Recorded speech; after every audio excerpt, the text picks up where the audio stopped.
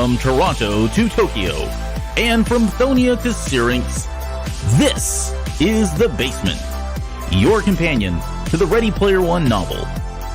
Join our hosts each episode for complete chapter breakdowns and deep dives into the pop culture references through a series of challenges and homework assignments.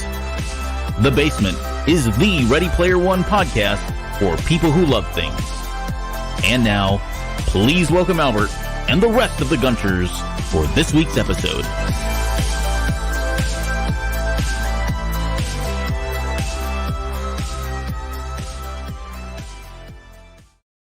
Hello, Gunters. You are in The Basement. My name is Albert Padilla, and this is episode 27 through 29. We are the priests of the Temple of Syrinx. We are finally at a show where, if you can't tell by what I'm wearing and what's behind me, we're going to talk a lot, and I mean a lot, about Rush. But on top of that, we'll also get into those chapters as well, and some of the other pop culture references that are found throughout all three of those. So, to help me, first off, let me bring on Mr. Will Wilkins. Will, hey, welcome back to the show. Good to be back. How are you doing today, sir? I'm doing good, Spam-A-Lot. Nice to see you there. Indeed, sir. I love that you're pimping my other show there, so thank you very much. I try to represent you guys. It's a great show. You should listen to it. Yeah. And for the record, that is not a Cantina Cast shirt. That is simply a sticker he's put on his shirt or pinned or something probably much worse. I got the evidence right here. Here's the other half of the sticker. He did stick it on there. That's 50 cents, my friend. I'll charge you and bill you later for that. I have two more of these things. And with us tonight is a special guest. He's been on The Basement a number of times now, but hasn't been on recently. And I told him long ago, when we get to the Rush episode, whenever that may be, you are definitely coming back on. So please welcome back to the show, Mr. Bill Alwine. Bill, welcome to the show. Hey, thanks so much. I appreciate it. Thanks for having me back. Yes, I've been waiting very patiently for several years for this episode. Hey, what's going on here? We took a little break, okay? I'll admit it. You don't have to rub it in. I get it. We're a union house. We got rules. Promise. So thank you for being here. Okay, let's do this. We're going to get into, we'll talk about the narrative for chapters 27, 28, 29, and then we'll get into the pop culture references and spend the last 2 hours of the show talking about Rush. So without further ado, that was a joke. Maybe. We'll see. No, it was not a joke. It's not a joke. Let's talk about chapter 27. So 27, it ends with Parzival completing the Black Tiger game. He's earned this Leopardon idol. Doesn't really, he's got that off to the side. That'll come back a little bit later. And he's receiving his next clue, which is a glowing red circle with a 5-pointed star inside it. He leaves the cyberpunk planet of Axrenox and heads to Megadon, a doomed city on Syrinx, the Rush theme planet within the Oasis. On the way there, he studies the Rush album 2112. Once he lands, he heads into the Temple of Syrinx, and there he finds that the entire temple is filled with these massive supercomputers that are kind of running everything around the population and telling them what to do and what to listen to and all that stuff, right? He then sees that there's a temple, there's an altar in the middle of the temple with nothing there. He then remembers that in the Rush album, there's a mention of a cave that's hidden behind a waterfall. And he figures, okay, there's something needs to go on this altar. He heads and goes look for the waterfall. He goes in there, goes into the cave. He finds a trap door, goes down into the trap door and finds a guitar. He takes the guitar out, starts playing a couple chords from Discovery, which is one of the tracks on 2112. And suddenly another hint appears. And it says the first was ringed in red metal, the second in green stone, the third is clear as crystal and cannot be unlocked alone. Doesn't think much about it, thinks it's obviously a clue, but he goes back into the temple, puts the guitar on the altar, and suddenly the guitar morphs into the crystal key. So he then leaves Thonia because he realizes that this key most likely opens up the gate that's on Castle Anorak and makes his way out there. He gets there and realizes that the Sixers have been here. He knows at this point also that Sorrento and all the Sixers have already been, they've already unlocked the crystal key at least, but they haven't been able to get through the gate yet. And he realizes that they've put up this force field around Castle Anorak that's pretty much impenetrable. They've got wizards around the clock casting spells to ensure no one can get through this barrier that's there. And he devises this crazy plan that will be revealed here in just a minute and sends an email to H, Artemis, and Shoto, letting them know that he's got a plan, and kind of ends right there.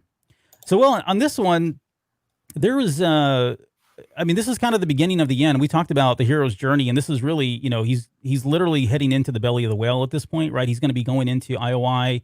He's going to become one of them as an indentured servant. I don't want to jump ahead to that chapter because we're going to about to talk about it. But this is really kind of a crossing of the threshold for him at this point, right? Agreed, man. That's exactly the direction we're going. This is basically the setup for the payoff of the hero's journey. Yeah. So, Will, so Bill, sorry, let me ask you, as you read this book, and I know it's been a while since you've read it, but were you like me when you got to this chapter and were like, holy crap, that's 2112. Oh my gosh, they're going into Syrinx. Oh my gosh, they're going into the cave. Oh my gosh, he's got the guitar. Or was that just me? No, it wasn't just you. I felt exactly the same way. And in the story of 2112, it pretty much happens just like that. Yeah. In fact, the song Discovery, which I'm sure we'll talk about later, is exactly about finding this guitar and playing it. So yeah, no. And we're not only going to, sorry, Bill, we're not going to only get into the song. We're going to break it down one piece at a time. Can't wait. I've got screenshots. I've got visual aids. It's going to be glorious. Just wait. Oh my God. All right, let's talk about 28. And this starts with the level 3 quote of going outside is heavily overrated. It's a line within Anorak's Almanac. And from there, chapter 28 opens up with Wade literally being cut out of his apartment, and he's being put under corporate arrest by IOI for racking up $20,000 without payment. So he's missed like 3 payments, $20,000 in debt. This is all part of his plan. Now, you don't really know that as you're reading the book. I mean, you kind of assume it is at that point. Hopefully you do, but it all starts to kind of pan out here. And to be clear, they're arresting Bryce Lynch. They're not arresting Wade Watts because he's been under the identity of Bryce Lynch for Max Headroom this entire time. So before he goes, he does check the scoreboard. Artemis is in first place at 354,000. He's in second place now at 353,000, just 1,000 points less. And then Sorrento's at 352, H is at 352, and then you've got a ton of IOI guys at 349 and below. He's then thrown into a transport truck. He's taken to become an indent or an indentured worker for IOI until he's paid off all of his debt.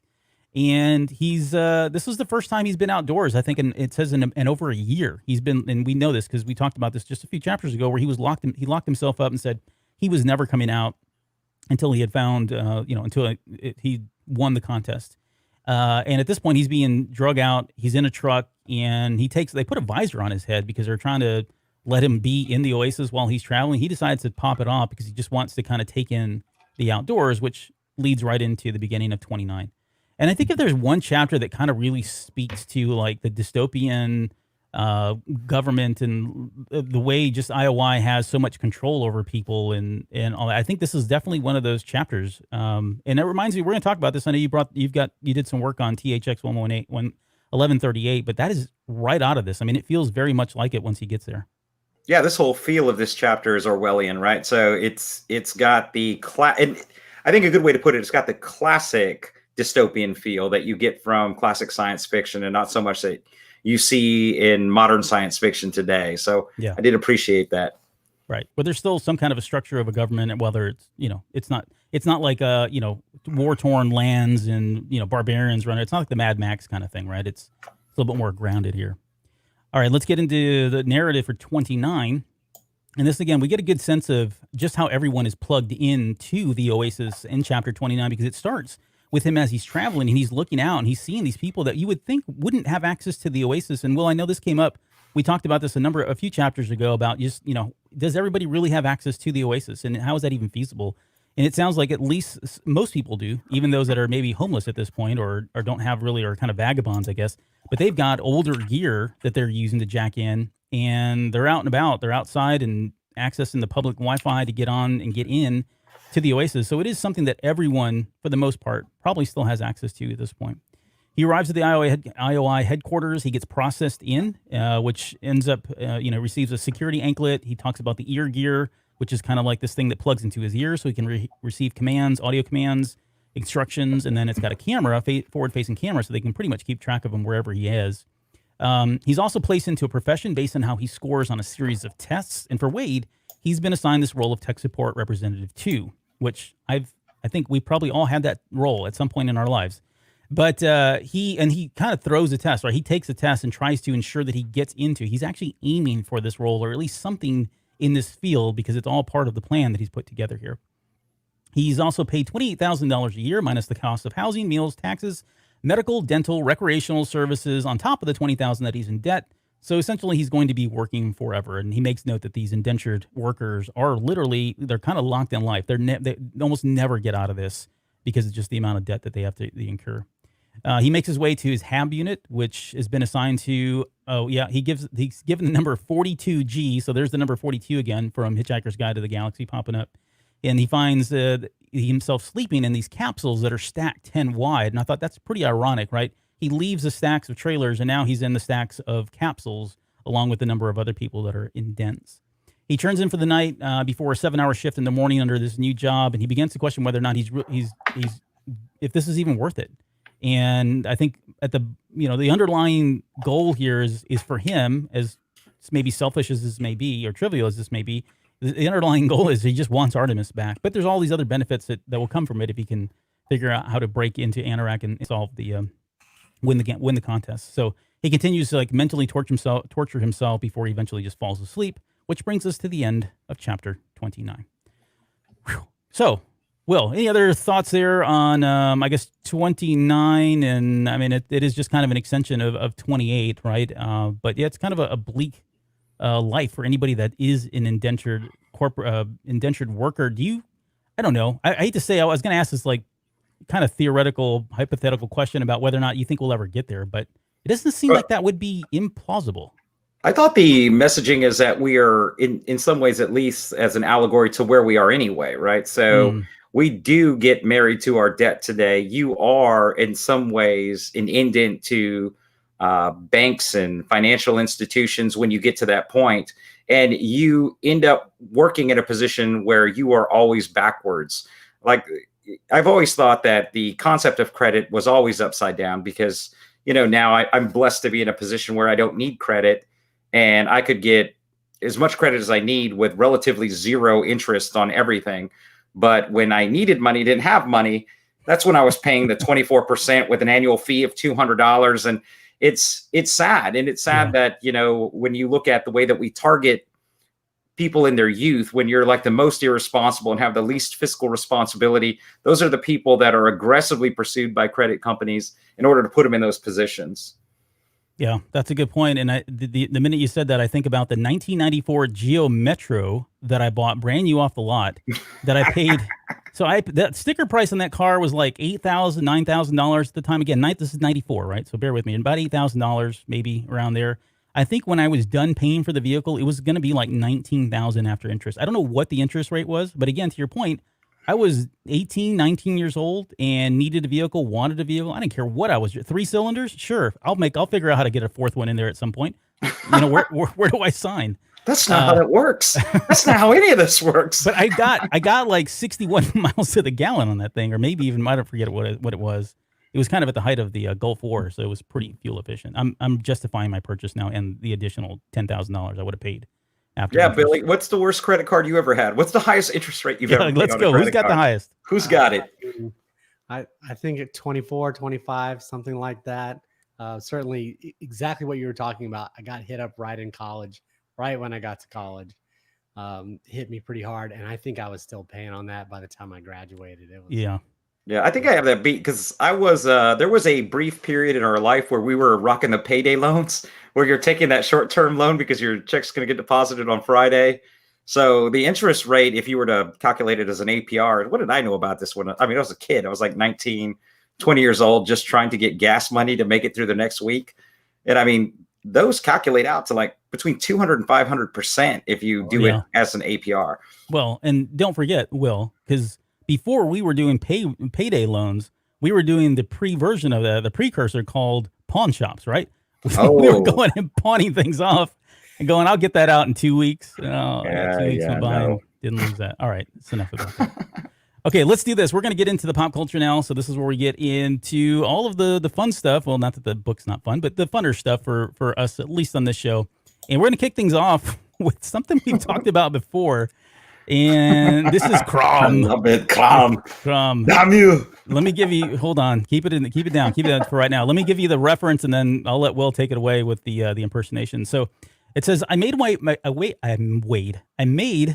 back to the elevator and up the landing platform without incident. And thanks be to CROM, the Vonnegut was still parked right where I'd left it. Its cloaking device still engaged. So Tell us about this non-fictional character of CROM.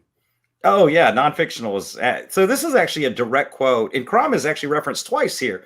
So here in 27 and is referenced in 29 as well. And the quote in 29 is execute security macro number 1, CROM strong in his mountain. Yeah. And that latter quote is actually a really close lift off of a conversation between Conan and Sovatai, which I believe, Albert, you said was your favorite character. Oh yeah, in the Conan series. Sure thing. So they're basically arguing about whose god is greater, and Conan's asking him, "Whose god do you pray to?" He's like, "I pray to the 4 winds, and you to CROM, but I seldom pray to him. He doesn't listen." CROM laughs at your 4 winds. Okay. He laughs from his mountain. Oh, sorry, I'm in a loop. I've glitched. So CROM is introduced in the film, is introduced to CROM by his father, and is the primary god of all the Sumerian people. So for context, CROM is a dark god in that he has no priest, and he does not like to be prayed to. He just abhors piety, looks at it as a type of weakness for people. It is a problem in this religion, which seems odd, that if you get CROM's attention at any time, it's considered to be a bad omen, like only bad things are going to happen. CROM's position is that every single person is born with what they need in order to survive. And your intent from that point on is to overcome challenges to the best of your ability. You have it within you, and then to have a warrior's death. So hardships, etc., are considered gifts from CROM. So it's, in terms of look and feel, it has a very Odin, CROM has a very Odin feel to him. Yeah. And in the Conan movies, and several times, in fact, in most of the books, and I believe there's a book actually called this, The Riddle of Steel. Are you familiar with that? Have you heard that before? So the Riddle of Steel, there's a part where Conan's talking about, one day I will stand before him and he will ask me the riddle of steel, and if I don't know it, he will mock me and cast me out.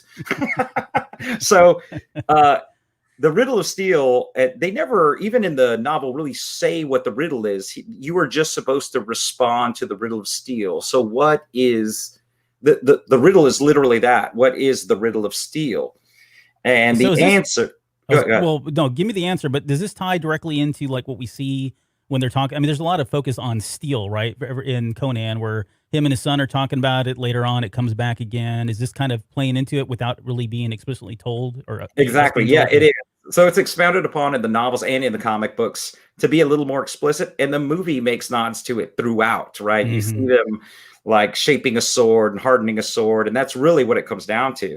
So the riddle of steel is, I guess, what you would say to CROM when he's like, answer the riddle of steel. And it would be that human will is stronger than both flesh and steel. That adversity in our lives, like fire to steel, and hammering, and as a kind of like a metaphor for adversity, strengthens us, and that's the riddle of steel. I see. So, and this is now I forget the guy, James Earl Jones character says something very similar to Conan at the very end of the movie, right? When he's talking about steel's not powerful, this is powerful, and he makes that one acolyte jump off the cliff and kill herself, right? That's exactly right. That, by the way, that was a terrible James Earl Jones impression. Oh, I sound nothing like him at all. I'm going to need you to try a little harder. Right. I didn't get any points for that. Let Bill get a stab at that. James. Bill, Earl do you want to take a shot at impersonating anybody? I'll give you the full book of all characters in either movies. Following Will, you got to be kidding me. That was. He's got a good Grace Jones as well from Conan too. So at some point we'll have to get him to. You do what you want. I ride with Conan. Grab her and take her. That's the best. You do a pretty good whatever her name is. Bombata. Okay, you got anything else on here? I got nothing else, sir. All right. Well, welcomes everybody. Thank you. Thanks for being here. We'll see you guys next week. Yep. All right. Let's go I'm going to check out early. Like as soon as the rush starts stuff. Oh, wait, I should have dinged myself for that. I know. That's one. I did have no, I've already dinged a couple of times. So anytime you hear that, that's when somebody, I'm doing a count. on the number of times that someone says Rush. So if you're playing at home, I need you to grab a bottle of your cheapest whiskey and play along with us. And I guarantee you by the 1 hour and 30-minute mark, you are going to be plastered. Yep. And we'll only be halfway through the show at that point. So, okay. So let's, you've got a couple more here. So you're going to give it all to us up front, and then you're going to bail out here. But next up is Explorers from 1985. This is, this movie. Let me give you the quote, and I'll turn it over to you to give us all the nitty gritty. So, Explorers, when the IOI Corporation Police came to arrest me, I was right in the middle of the movie Explorers, 1985, directed by Joe Dante. It's about 3 kids who build a spaceship in their backyard and then fly off to meet aliens. Pretty much what happens, but give us the full details. Tell us some more here about it, and we'll get into some of the trivia stuff. Okay, so this was supposed to originally be directed by Wolfgang Peterson, who made a number of 80s movies. He's the guy that did The Neverending Story, but opted not to do this film and instead did another one of my favorite science fiction films, which is Enemy Mine. I don't know if you don't like that movie. Do you like that movie, Albert? Oh, I do. Oh, it's fantastic. Bill, I know Bill does because we've talked about it before. Your Mickey Mouse is a big... That's it. You're just full of them tonight. So Joe Dante took over. And he's freaking, he had just come fresh off of Gremlins, right? And so it was a really short turnaround to do Explorers. Dante, as you know, went on to make a number of films. And one of my favorite skit comedy films of all time, Amazon Women on the Moon, which is highly quotable. We can't really review that film on this show. Not on this show. Not family safe in most cases. So let me give you the synopsis. All right. In this incomplete film, and believe me, this was an incomplete film. It was rushed through production. They didn't actually get to release the film that Dante wanted to produce. And you can kind of feel it, right? This is basically a film in 2 acts. Yes. The good part of the film and then the rest of the movie, right? And I think everyone has, for me, I love Explorers. It's one of my favorite films. But I always stop it once they get to space. Yes, that's exactly right. It turns into a whole different movie at that point. And a terrible one at that. And just about everything suffers. For Dante, just coming off Gremlins, I mean, all of the effects were terrible to me. You know, all of the makeup was terrible. The tenor of the movie changed to the point where I didn't find it amusing at all. Yeah. And there was supposed to be a 3rd act to this film also that involved a subplot involving bullies. Anyway, I'm not even focused on the synopsis. Anyway, in this incomplete film, which was greenlit to capitalize on E.T., of course, which was a huge success. Yep. It tells the story of 3 boys who discover an alien transmission, build a spaceship, and travel to space to meet them. Spoiler alert, that last part, if you didn't get it already, sucks. So, Albert, this movie feels and was incomplete. In fact, we'll talk to Billy about it, right? So it was being rushed to the box office, and then it was rushed to the box office only to end up getting crushed by Back to the Future. Billy, what do you remember most about this film? Not a whole lot. I know that I saw it. I think that we had this on VHS. I seem to remember some really bad fart jokes by the aliens. Oh, like this. That wasn't the worst of what the aliens did. Yeah, it definitely has been a while, but yeah, I truly remember this being quite awful. Yeah. Well, yeah. And today, so you mentioned that. I think today is National Back to the Future Day, by the way. So happy National Back to the Future Day. Oh, wow. So nice segue into that. I know Excellent. That was planned. So this movie definitely was on VHS, and it was one of those movies where, like, I don't know if you remember recording things on VHS, but you had different modes. You had slow play, extended, right? All those. This is one of those movies where you wanted to get a number of movies, as many as you could cram onto a VHS tape, and so you went with the super extended play, so you could get more on there, even though the quality was degraded. The quality of this movie wasn't great to begin with. So it was just a movie that was packed in with a ton of other movies that I had on VHS that we would pop in from time to time. And so if you take it from that perspective, like the special effects and some of that stuff, I thought some of it actually does really well.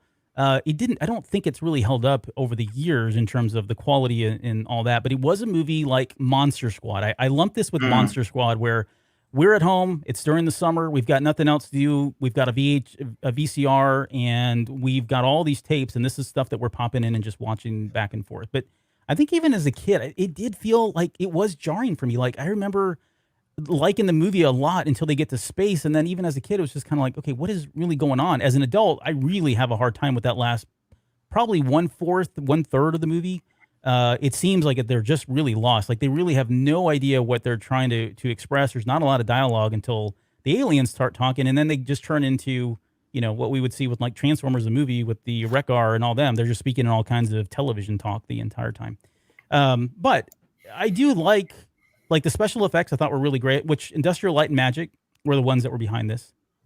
So they did some pretty good work, I think, for at the time. A lot of the visual, when they show like the circuit boards or whatever that was, it was very Tron-ish in terms of how it looked. Very clean. Oh, it's graphics. really actually designed to feel very Peter Pan-esque, of him flying through the clouds and building the city out of that network feel. That's really where the inspiration from that came from. Yeah. But this had a brilliant cast for its time. I mean, it was the acting debut for both Ethan Hawke and River Phoenix, who we know the story of River Phoenix, obviously, but he did have a brilliant career for the short time that he was acting. Ethan Hawke continues to act today with a number of amazing thespians.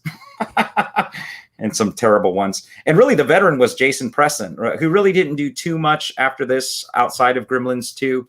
But you're being very generous for Presson right now.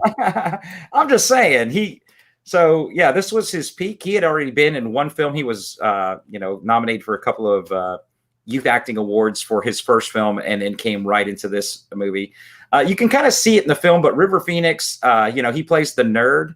And as a nerd at the time, I would have liked to have related to him, but he was the most nerd in the group, right? He didn't really have he didn't want to be a nerd. He wasn't associated. He wouldn't even wear his glasses. Like, once they hit the cut, they were off his face. Off his face, yeah. Yeah, and then, too cool for school. Indeed. And Amanda Peterson, who you might recall as the love interest, very pretty in Can't Buy Me Love. Right. This was not her acting debut. She had made some commercials before this. But if you didn't know, she tragically died of a drug overdose at age 43. And that's one of those, when you read it and you're like, oh my God, like, how did I not know that? Like, this was one of those things. Yeah. But probably the thing that was most memorable to me is this movie was dropping Easter eggs before Easter eggs were cool. I mean, there's Easter eggs all over this film. And I'm not talking about the voices that were used by the stupid aliens when they're doing Looney Tunes and W.C. Fields and all of that. I'd like to wipe all of that from my hard drive if possible. But here's some of those references that we're showing here. As many might know, the spaceship Thunder Road was actually named after a Bruce Springsteen song. And then Dante threw this. Yeah, and album. Yep. And Dante threw in this whole thing that is really a Gremlins reference in the paper, talking about the riots that they're having and this unexplained invasion that's happening. There's references to Poltergeist, of course. Hold on. That reference, the reference you're talking about it's the same city as Gremlins, if I'm not mistaken. Yes. The same city reference. And it's like they're trying to allude to what happened in Gremlins without, like there was some kind of cover up or something that kind of went down. He also throws one of his favorite films in there. So he's got Rosebud in the junkyard. They show it when they're looking for parts. That's actually labeled Rosebud. And then probably what most Star Wars people remember the most is Star Killer at the drive-in movies, which was a combination of like a ripoff of those 1960s era midnight showings of bad sci-fi and Star Wars at the same time. Yeah. And that was the original name for Luke Skywalker. Before he was Luke Skywalker, he was actually Star Killer. That was his last name. And then eventually they end up have Galen Star Killer, who comes out in Force Unleashed 1 and 2. So they end up using the name later, many years later. But yeah, that's the origin there. Yeah, the guy who plays Star Killer in that movie that's shown is actually, he does I believe 2 other roles in this film. He plays the dad alien. That great job there. Yeah. Some other rando. That's all I've got on this, man. Yeah. It's again, I don't know if I can say it. I mean, and it's funny because Parzival says that he watches this, or Wade watches this in the novel, because he says it's kind of like a comfort movie. I forget the exact verbiage, but he says that it's just something that keeps him grounded, I think is what he says. And so I would agree. I mean, it is, again, it is a great movie up until that part, and then it just really is hard to kind of follow. And maybe it's gotten easier over the years to follow because I know what's happening and I know what to expect. But if you've never seen Explorers and you're going to watch this movie, I'll tell you right now, as soon as they get out into space, spoiler alert, yeah, things are gonna just you gotta hang tight almost for the next 20 minutes, and it's a really long period of time where it's just kind of awkward. It is. And So it's funny about River Phoenix. One of the background stories that I found interesting is if you don't know anything about River Joaquin Phoenix's parents, they were. Do you know anything about them, Billy? No, not really. Yeah, so he actually lived in South America for a while. His parents were in the Children of God cult, right? No kidding. And they were down in South America, so that when they moved back to the U.S., this movie, when he auditioned for it, got the role. But there's a ton of just slang that was used in the 80s and a lot of pop culture references, and he got none of them. Like he would mispronounce words because he just didn't understand them.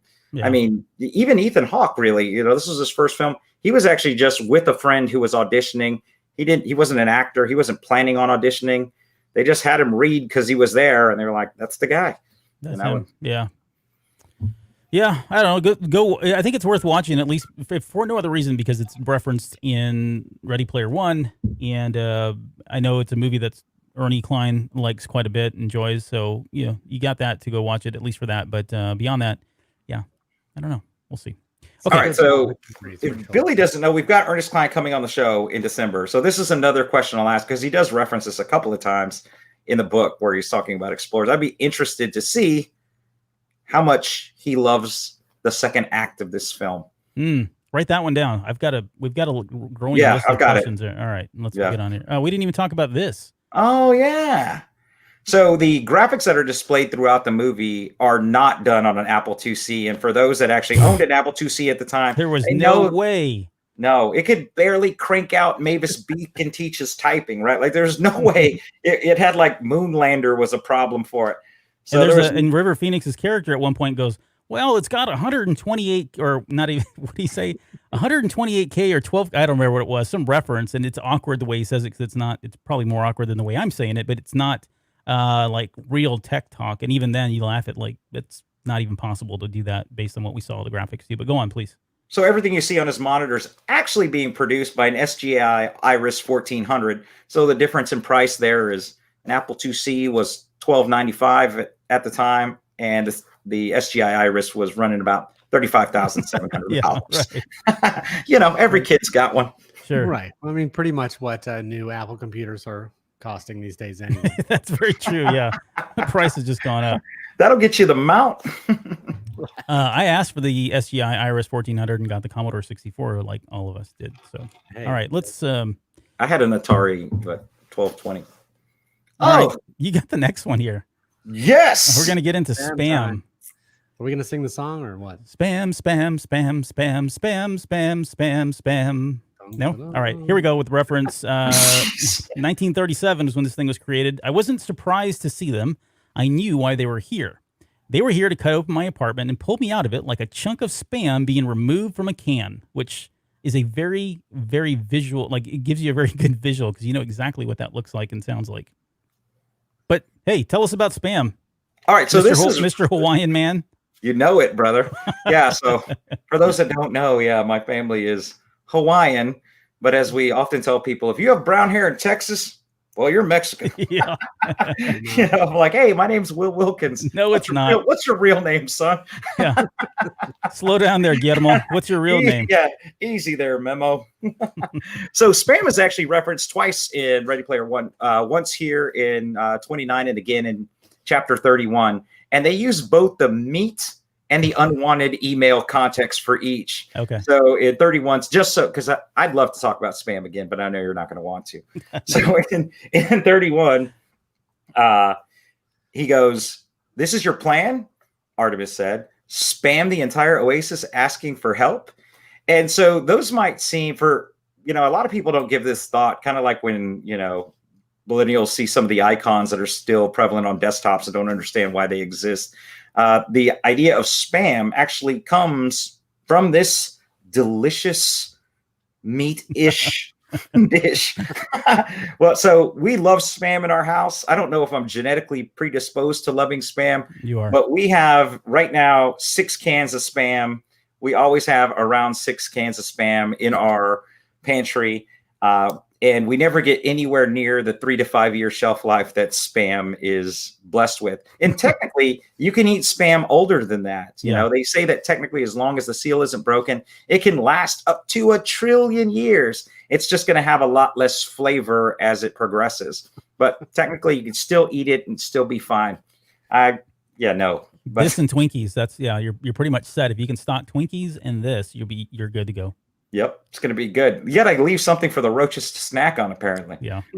But the idea of email spam comes from this spam meat, and specifically a skit done by Monty Python, where they're at a breakfast cafe and everything on the menu has spam, and the word spam is said like 1,000 times. Eggs and spam, egg bacon and spam, egg bacon sausage and spam bacon sausage and spam. And it just turned well done. That was actually the best impression of the night. Well, I don't know about that. Your CROM, your Conan was way better, but that was good. Thank you. So, if you want to know what's in spam, let's throw it down. It's a delicious. We don't. We're going to move on. No, it's a delicious combination. No, we're talking about it. Look, if I'm going to sit through 2 hours of Rush, you're going to listen to spam. All right. But I don't like spam. But I don't like spam. Well, you don't have to just get his spam. We got spam and eggs. No, I'm just kidding. All right. So a delicious combination of ham, pork, salt, water, and potato starch. Very simple recipe. Introduced in 1937. And Hawaiians love spam. Hey, go to the next slide there. Why? So do you have so why though? Like I've heard this, and I honestly don't know. I don't think you have it in the show notes either, but why is it the Hawaiians like spam? Is there something about spam? Was it created there, or was it just, I really don't understand what the obsession is with it. Yeah. So just think about the timing of the release. So the timing is pre-World War II. Okay. We're going into World War II. It's 1937. Yeah. And originally, just so you know, spam gets its name, and you kind of saw that on the last slide, because it's spiced ham that was just condensed into spam. That spiced ham name only lasted like a year, and then it went straight to spam. But it was a food that was able to be shelved, didn't require refrigeration, had a long life. So American GIs introduced spam to Hawaii, right, as at pre-World War II, and it just became a thing. It was hard to get, and it's not like today, right? Imports were difficult in Hawaii during World War II. Trying to get a ship from California to Hawaii presented a number of risks, especially when you consider the proximity of Hawaii to the west coast of the U.S. relative to Japan. There is a likelihood that there is going to be, and remember, we're talking about early World War II, when the Japanese fleet was the dominant naval fleet in the world. It was not close. So logistically, this was like a miracle food for them, because they could get it, import it, and then stock it and be good for 1 trillion years, right? Yep. Same thing. In fact, that's what led to its rise in popularity in South Korea also. So during the Korean conflict, American GIs brought spam to Korea, and for the same reason, it was difficult to get food, supply chains were cut, and people gravitated toward this. They make a dish in South Korea, and it's down there in the lower right-hand corner. And as you know, I was in South Korea for a couple of years, right? So there they make an army stew called budae. And I've never had this. I've had many, many dishes in Korea. I never had this. But during South Korean Thanksgiving, which just took place in September, it is tradition to exchange cans of ham. It's considered a very elegant gift to give people. And I'm just saying, if anyone's listening and wants to give me something for Christmas, spam is never a bad call. Right? I'll keep that in mind. Okay. All right. So these are all the dishes that you can get at McDonald's in Hawaii. They have a number of spam-centric dishes on their menu. The pie that's displayed there is not on the menu. There's not a spam pie, but there is everything else. You can get spam and eggs for breakfast. They have spam burgers, all of those things, and they got a spam McGriddle. Yeah, you can get it all, sir. Orange juice flavored spam, coffee spam. I got to say, I haven't had Spam in probably 30 years. Do you Look like up. Spam though, Will or Bill? I don't know. I mean, it's been 30 years. Spam. I'm gonna go with no. So, Bill, how far are you from the house? I'll get the wife to start firing some up. It'll be ready in like 20. You just come over here. We'll do the show together. So there's even a festival in Hawaii, right? So Waikiki. Oh my goodness, really? They host Spam Jam every year for Spam fanatics. There's costume characters that are dressed like the can of Spam, and then just the Spam by itself. Spam. And Hi, I'm the gelatinous meat. No, baby, I'm the gelatinous meat. I know, it seems like there would be so many more things to do in Hawaii than You can only go to the beach so many days. At some point, you got to relax and cook you up some Spam and get after it. Listen to some cool jams so you can jam at the Spam Jam. All right, Albert. That's all I'm giving you because I can see you've offended the Spam gods with your criticism. I actually, so I like Spam. I really do. I love Spam. Don't eat it as often as you do, William, but I will eat it occasionally. It's not allowed in the house because it's processed meat and there's problems there. But I do like it. Whenever we used to have it, I know like Mom had it and she would cook it and she would fry it like this and fry it with eggs, and I think that's really good, to be honest. But I can't eat it any other way. Like the idea of coming up with any of these concoctions just blows my mind. Like, why would you do that? I mean, maybe no, never mind. Nope. just the fried eggs. That's all it'll take for me. So if you've never had musubi, right? Like Spam musubi here, that is if you go to a Hawaiian restaurant, it's definitely on the menu. It's a snack food. Get it as an appetizer. You can get a big one as a meal, but it's just basically rice, Spam, wrapped in seaweed. It'll change your life. It sounds good. I think I would try that. That's the one I was kind of wavering on. I think I would try the sushi looking one, although it's not what it's called. Yeah, I'd definitely eat that over the Spam McGriddle. So Bill, if you could maybe pick one of these, you've got a lot of other choices here now. Do any of these whet your appetite or stomach? I mean, clearly, the chorizo flavor would be right up my alley. Yeah. That is the gentrification of food. So there's only one type of Spam, and it's Spam. I don't want my Spam to pretend to be other types of meats. I don't want my Spam to pretend it's bacon. There's a bacon, but it is sort of bacon, right? It's pork-ish, right? You don't know what part of that pig that stuff came from. I wasn't specific. I just said pork. Bacon is a very specific cut of a pig. Spam, you're rolling them dice. All the other parts, I'm guessing. Yeah. It could be anything. It's the equivalent of like potted meats and Vienna sausages. It's Calm. like the snouts, and the hooves ground up with the intestines. What are you talking about? It's got to be. There's no way. It can't be hooves because then we wouldn't need to use the starch. Potato starch is necessary because it has no hooves. If it had hooves, then that could be used as the gelatinous structure to hold the meat together. Tails, then you'll concede snouts and tails. Then I'm fine with that. I'm an environmentalist, if nothing else. Use the whole animal. Right. Nothing goes to waste. Okay, I've never had any of these. Honestly, I've had Spam. I didn't even know they made other flavors in the U.S. Can I buy this at my HEB? Spam? No, these flavors. So the U.S. market typically doesn't have too many flavors. You can get, based on my experience in that section, typically 4 types of Spam, right? But it's really just going to be the Spam, the low-cal Spam, the low sodium. It's not going to be all of these wacky flavors. We should have had a ding every time you said the word Spam. We could have made it a contest. Yep. All right. Let's talk about this Joker real quick.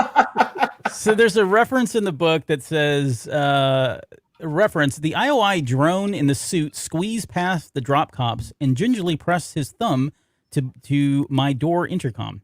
His name and corporate title appeared on my display. Michael Wilson, IOI Credit and Collections Division employee, IOI 481231. So here's one that I think we're gonna go back to Ernie, and I think we need to ask him this one as well, because it's one of those references where I don't know whether or not this was really a reference, if he was referencing somebody in real life. It was a couple of shows ago after the show, post-show, William and I were sitting together talking about what was coming up, and we just started Googling Michael Wilson, and it took a couple of clicks before I saw Michael Wilson Austin, and I thought, well, let me click this real quick. When I opened it up, come to realize that Michael Wilson is actually a video game. I'm gonna say he's in the video game industry. How about that? but he lives, or at least he's had a number of jobs here in Austin. And so if you know anything about Ernie Klein, he seems to be really well connected with most of the video game entrepreneurs and developers and the big names here that are locally in Austin, because he lives here in Austin as well. So I'm going to go with the yes. This is him here, Michael Wilson. That's not the most flattering picture. I just thought it was funny because he's holding a lot of liquor in his hands there. So he's born. He looks like he's having a great time. He looks like an Austinite. Yeah. Yeah. Born in 1970, still alive to this day. He's a business executive and filmmaker.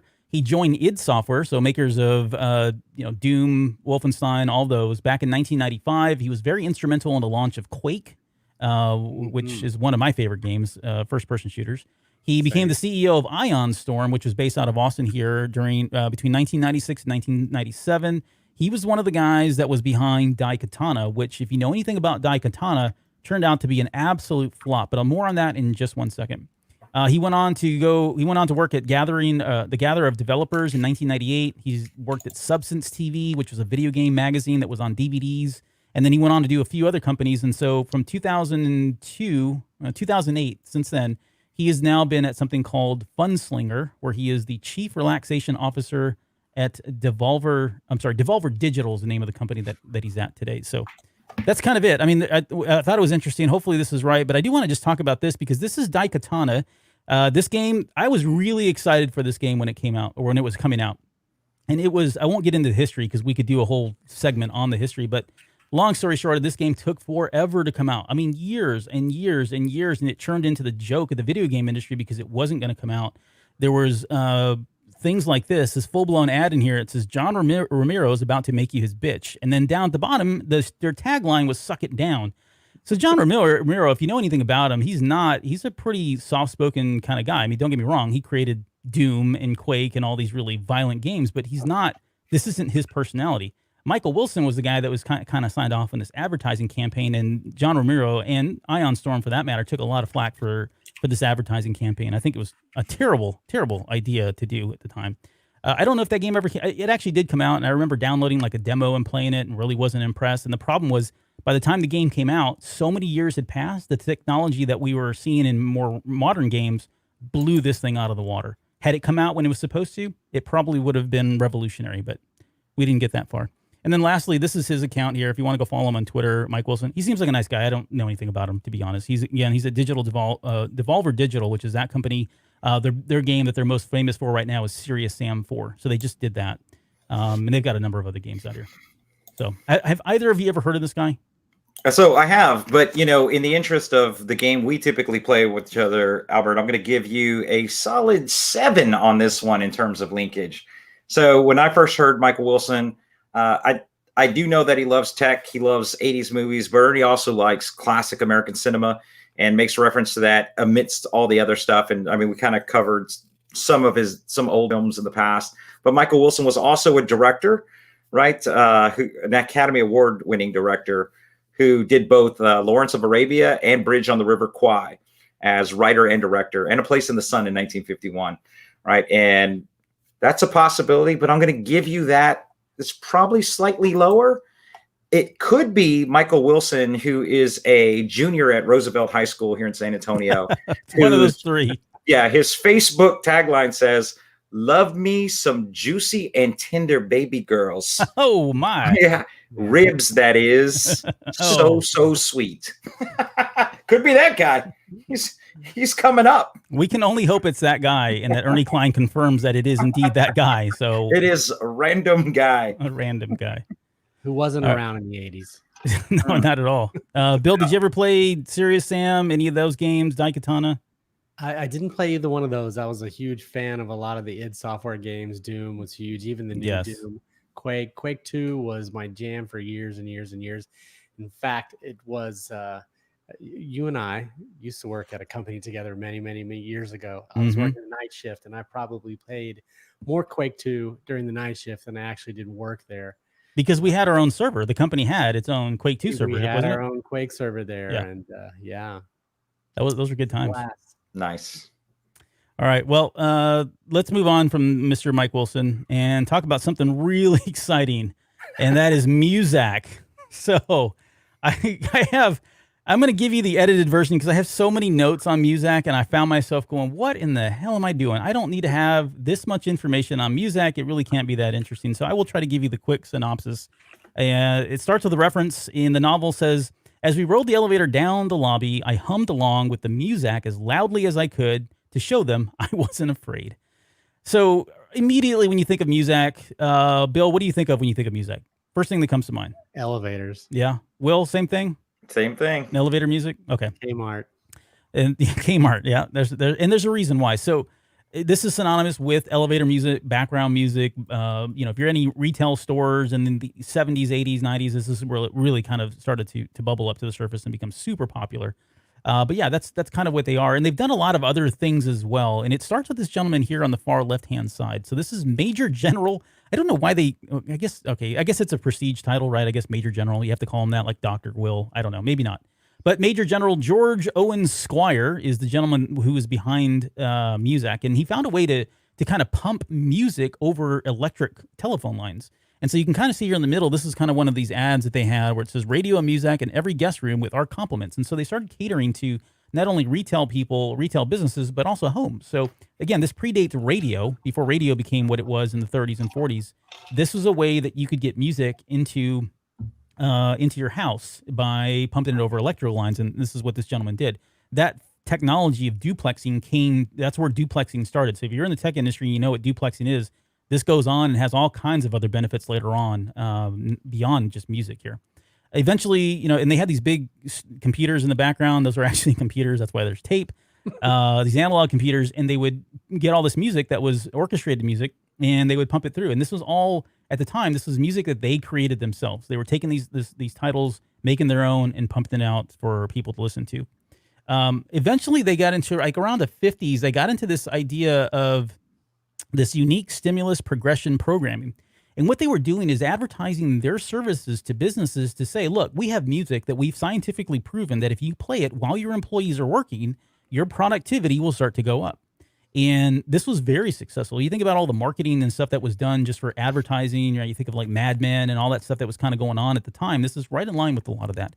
There was this actually went to court because and I don't remember what the disposition of those. I would imagine not much happened, or they settled or were thrown out of the court or whatever, but because it didn't seem like there was any real hard evidence that this thing had any impact on Muzak. But it did go to court because people felt like they were being brainwashed, that they were somehow being forced to work harder because of the music that their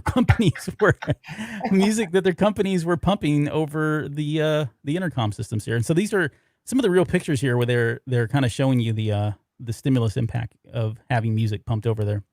Eventually, they end up going to, they go into other forms of music. They ditch the idea of having their own personal music. They start getting the original recordings, and it eventually makes its way up until the 80s, where they change their model to strictly pumping music of real origin. So they were paying the royalty fees, getting these big name people in the 80s to actually put their songs out there.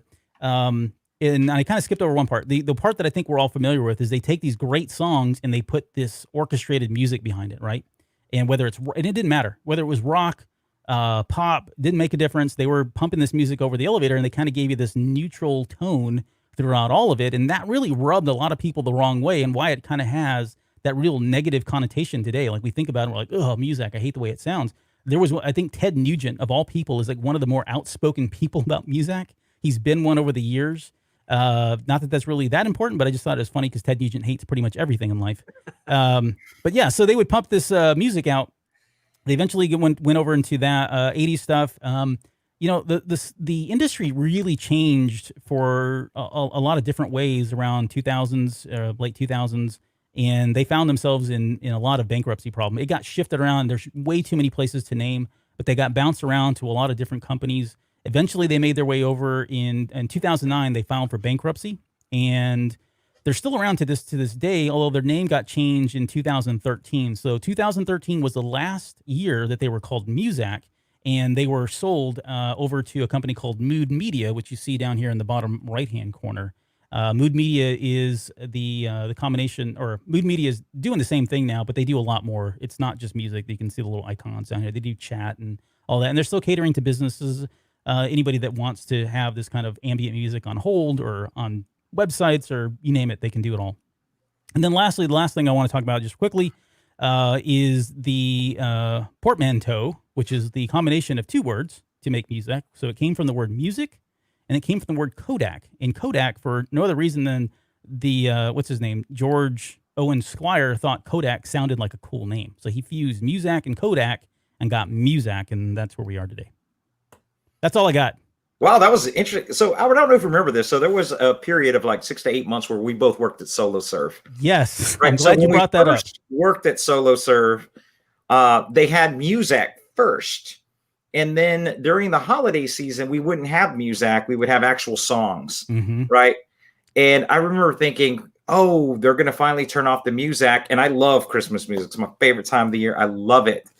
If you love Christmas music, never work in retail during the Christmas season because there is only a finite number of Christmas songs. And in a 12-hour shift, you're going to hear every one of them 11 times. And I remember by the middle of December, I was praying that they brought back the Muzak because at least then I would get to hear a wide variety of terribly done music, right? That was the only thing that motivated me, is that the holiday season was so terrible with Christmas music that I could only listen to so much Bing Crosby. Oh, no, my friend. A person can only take so much Last Christmas by Wham. That's the one that, you got your limit. Bill, did you ever work anywhere that you had Muzak playing? Yeah, one of my very first jobs was a restaurant, a hamburger restaurant that absolutely had Muzak on in the background. I'm not sure if it was exactly Muzak, but they had these large cassette-loaded machines where you could put in these really large tapes. And some of it was actual music, but like as you described, it had this strange orchestral on top of it that you couldn't really figure out, is this the original song or is it something new that I'm listening to? There's something perverse about it in some way. Yeah. You make a good point, Bill, because eventually music just became this colloquialism for any type of that music. It kind of like Xeroxing something, it's any type of photo. See, why'd JR do that? That's not cool. Just JR flashbacks. Coming in with the Mariah Carey, All I Want for Christmas Is You. Yeah, I think for me, it's White Christmas, man. It's Bing Crosby. Just like the kind we used to know. Which, by the way, sorry, nicely done. First off, hey, second, you're welcome. Mike Rondo and I just wrapped up the Friday the 13th bonus stage episode, and Bing Crosby's son is actually in that movie. So I'll leave it at that. You guys can go watch that episode. It's on YouTube, or if you want to listen to the podcast, that's already out just in time for Halloween. So shameless plug, but it's funny how this all kind of comes together. I'll check it out. Yeah. I am not on that episode, and I regret that for so many reasons, but the most of which is they covered strip monopoly, and I didn't get to discuss any of it. Yeah, but you did chime in, so your feedback was invaluable, to be honest. Okay. All right. This is going to be a very sensitive subject because if there's one thing that's near and dear to my heart, it's Oreo cookies. And let me just tell you right now, I have had an email address since 1998, maybe 98 is right when Hotmail launched. Hotmail, thank you. When they actually right before they Rocket Mail and Hotmail became, this is really showing my age, but when Hotmail came out, I registered, I wish I had an Oreo at hotmail.com. That's it. Did you know? I was going to ask you guys if you remember. Yep. I've known that since the mid 2000s about you, but I still have. Sorry, I still have this email address. So if you want to send me an email, you can send an email to I wish I had an Oreo at hotmail.com. Okay, and with that, let's talk about Oreo cookies. Okay, so Oreo cookies created in 1912 by the National Biscuit Company. I did not know that was their name, National Biscuit Company, or Nabisco. How did you not? I thought that was common knowledge. I didn't know that. Yeah, it's common knowledge. No. Depends on how old you are. Yeah, I guess, man. So this is in response. And so the funny thing is, here's another thing I didn't know. Oreo cookies were not the first cookie. They were actually in response to Hydrox cookies by Sunshine. So you can see the Hydrox cookies on the right-hand side. They created these suckers at least like 4 years prior to Oreos coming out. I think the marketing team blew it on that name. Hydrox? Everyone wants to have a delicious Hydrox. Yeah. I'll clean my floors with Hydrox. Yeah. I got this great recipe for mop cleaner. Put a little bit of Hydrox in there, some Boratine. I don't know if that's a word. Okay.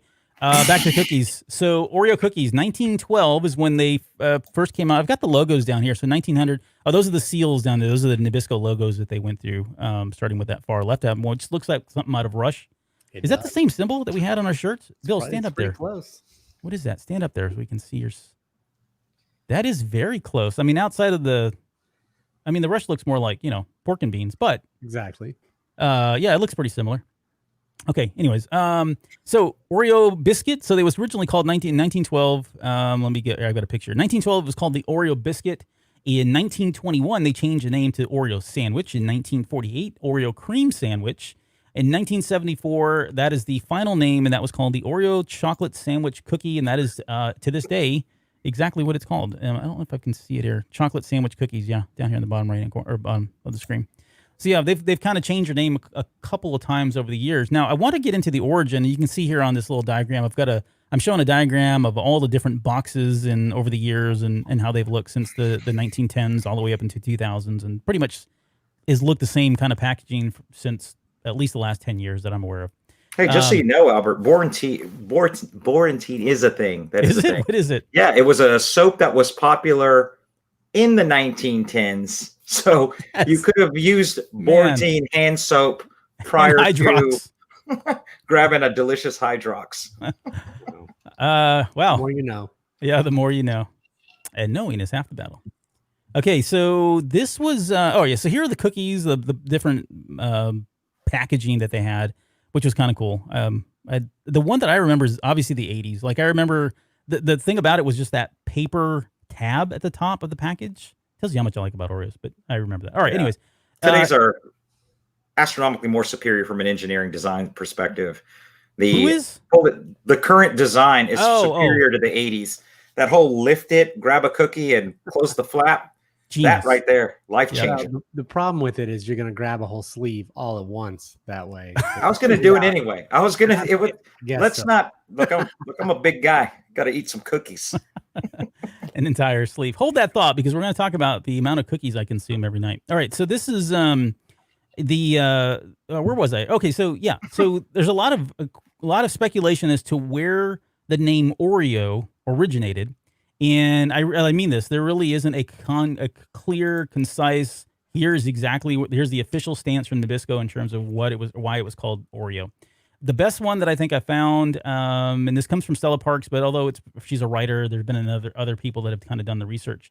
And let's see, I think I have a visual for this as well. So what happened was with Hydrox cookies, when you zoom in on the original Hydrox cookie, you can see this little leafy thing here at the top. This leaf that's right above the name. That is actually a leaf from a Laurel Canyon tree. The scientific name for Laurel Canyon trees is Oreo daphne. And so when they came out with the Oreo cookie 4 or 5 years after Hydrox, they wanted to call it something different, but they didn't want to use, anything that was, they wanted to show that they were kind of flying in the face of the competition. And at the time, Nabisco had a number of other cookies out that were called like Avena, Lotus, Helicon. There's like 3 or 4 other ones. There's a total of 5 or 6 cookies that had these names that were named after like trees or flowers or blossoming trees and that sort of thing. So it's very likely that that's where they got instead of calling it Oreo Daphne, they just condensed it and said, we'll just call it Oreo. Again, there are a lot of other name origin theories out there, and we're not going to get into every one of them. So, but the more fun thing, the French for gold was like the most common, like French nomenclature for Oreo. Yeah, I do like that one too. I think this was the one I landed on. Is like, oh, okay, I can see that. Yeah, this is really interesting. Yeah, thank you, Bill. I appreciate that. You don't have to patronize me though. That was so convincing, Bill. This is really interesting, Albert. Wow, fantastic! Great job. I see you've done a lot of work here. Yeah. So I mean, a lot of work.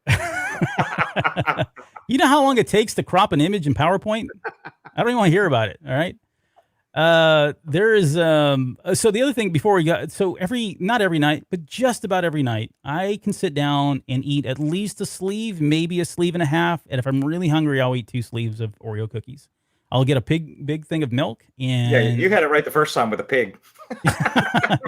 I'll have a pig thing of milk. A big thing of milk. And an oinker thing of Oreos. But have you tried Oreos and Spam? No. Is there an Oreo Spam cookie? Hey, just so you know, I'm an Oreo purist. No double stuffs, no Yes. crazy flavors. Give me the OG. Okay, good, because that segues perfectly. And Bill, what about you? Or do you do thin? Do you do double stuff? Do you do any of the other variations that we've had over the years? I'm right there with you guys. That combination, the balance between the two is just perfect. Perfect. Yep. Just the way it is. So technically, OG Oreo. OGOEREO. I see what you did there. Okay, so next question about Oreos. Do you break them apart or do you eat them whole? Bill? Break them apart. I mix it up, right? So my dippers are whole, but my dry cookies are rip it apart and eat it. I eat them whole. I think it's sacrilegious to eat it any other way, but I respect everyone's right to vote. You get out of here. Sacrilege. It's all right. And then Oreo cookies, that flavor is, it's everywhere. It's out of control at this point. And we've got, creamer. There's a Cadbury cream egg that comes out over in the UK with Oreo flavored. I've never had it. It sounds delicious. The Oreo cereal, which I love. I think this is a really great cereal. What? It's been bro, and there's so many. All you do is you look, if you want some Oreo cereal, is you drop a sleeve into a plastic bag and then you hammer it. You drop it in the bowl and you add some milk. Here, I'm going to give you, I'll fill you in on how I eat my cookies, by the way, too. So I will take a glass or a mug larger than this, right? I'll take a mug larger than this, fill it full of milk, whole milk, too. No 2%, no 1%, whole milk. Yeah, that's then, why did you say it? Like, oh, you're really close to Austin. You see, I'm in like whole milk territory. We don't even sell another kind of milk down here. No. There's no almond milk down here, sir. It's hard to find whole milk here. And then I take this vat of milk and I take about 3 or 4 cookies at once and I dump it in there. I let those sit so they soak up and get soggy because I like I like them soaked up with milk. And then I use a spoon to spoon the cookies out one by one and eat them with a large. And I'm not talking about like a little teaspoon. I'm talking about the big, I'm going to serve you mashed potatoes at Thanksgiving spoon. I use that to pull the cookies out of my milk and eat them that way. So what I do is I got the glass of milk and I'm an ice with my milk kind of guy, right? So even if I'm having cereal, I know it's weird. There's ice in my cereal bowl. Right. So anyway, because it's not going to last long. Like the ice isn't going to melt. Like people always complain about Americans, especially if you're traveling overseas. They're like, you don't put milk or you don't put ice in soda because you're going to dilute the soda or dilute the mixed drink. So I'm at a bar and they're like, you don't want to put ice in this because it's going to ruin the flavor. Not the way I do it, folks. Yeah, this will be gone in 30 seconds. So I do the traditional dunk of whole cookie into my milk until the first nub of my fingers are under milk. Yeah. And then I squeeze. And when my fingers can touch the cream, I know it's time to go. That's the pull out trigger to shove in my gourd. Wow, you guys, I'm sitting here in 2020 trying to figure out how to eat Oreos. You guys are in like 2300. This is, we've evolved. Genetically altered. I guess I gotta start eating these with milk now. I didn't realize that. It even says in the package. Bill, look, it says right here. There's milk splashing.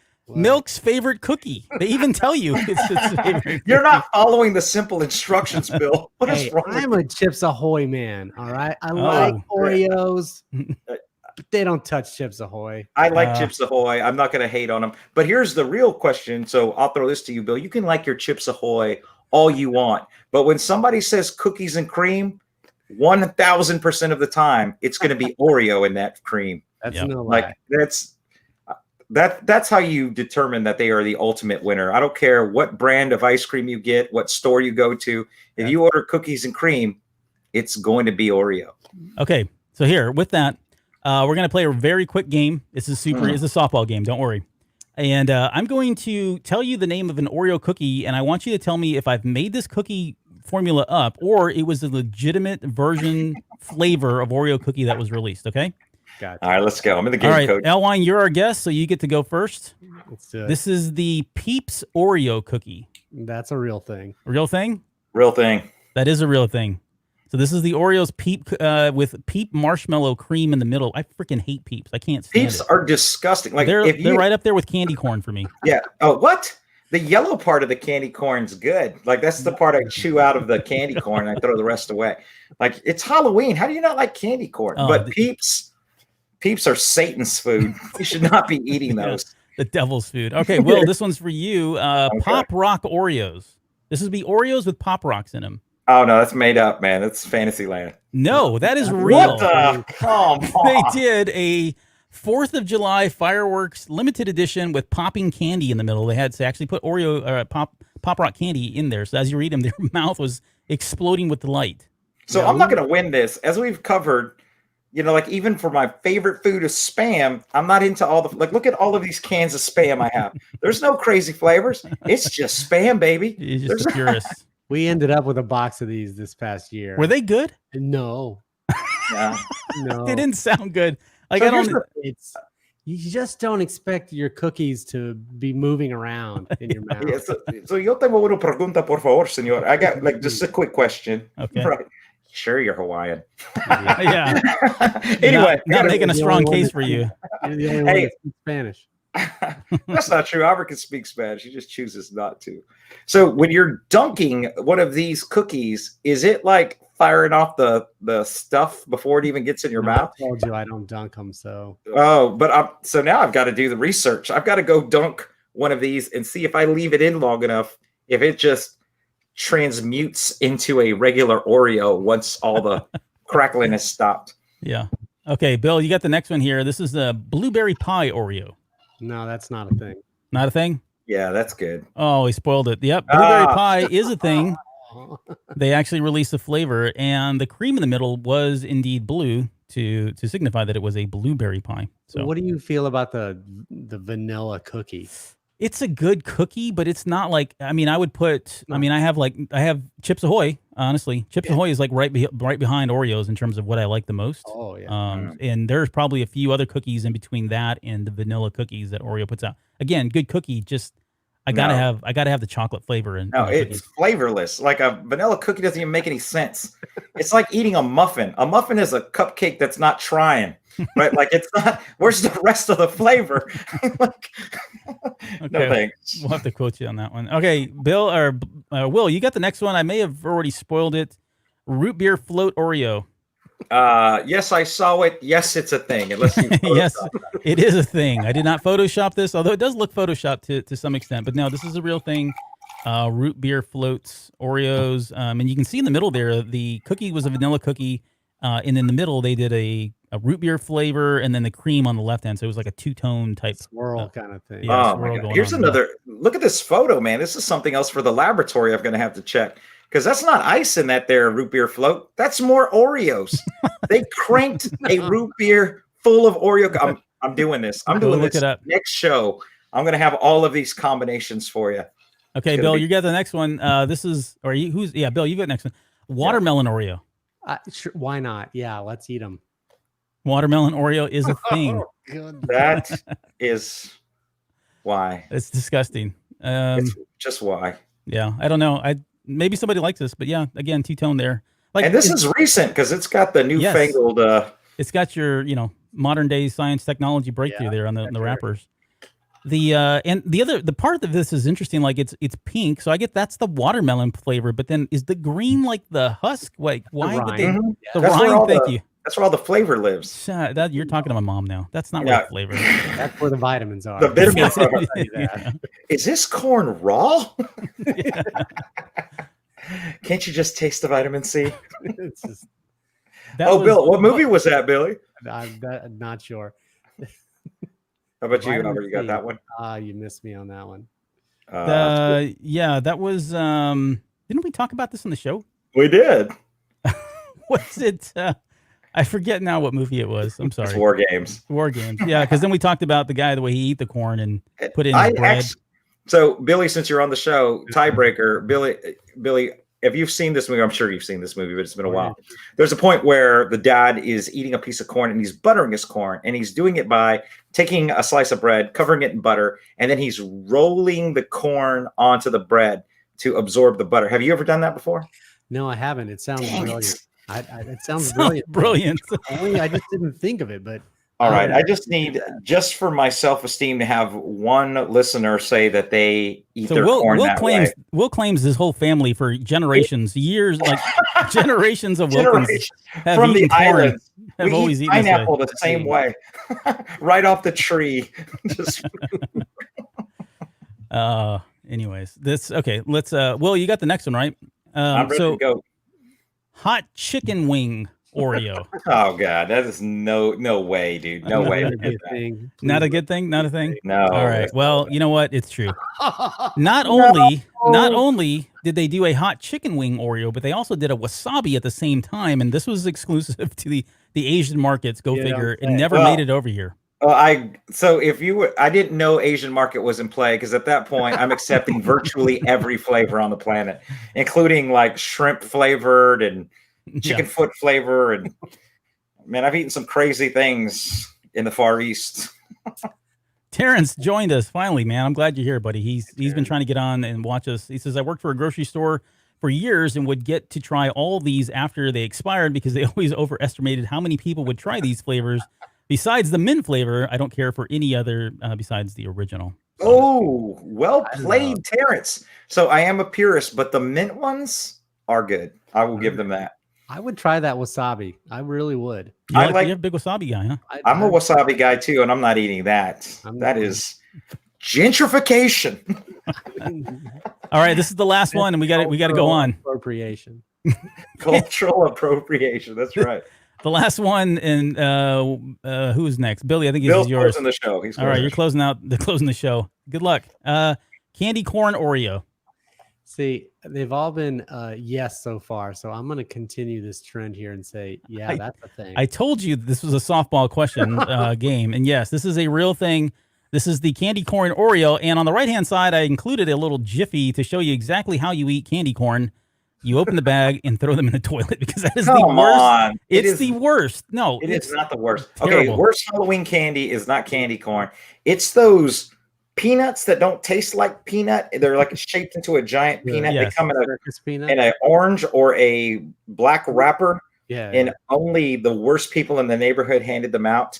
And they were like chewy and disgusting. It is what became. They had so many of those left over from the 80s and 90s that today Amazon uses those as packing material. So if you ever take the little styrofoam packets, the little styrofoam things, and eat those, it's the same thing. You're eating the same thing. I promise you. No, you know what that is? That's the popcorn they serve in the UK at theaters. Because if you go to a theater in the UK and you order popcorn, they don't have a butter machine and they don't have salt. You just get straight up popcorn. No thanks. Corn, and it is.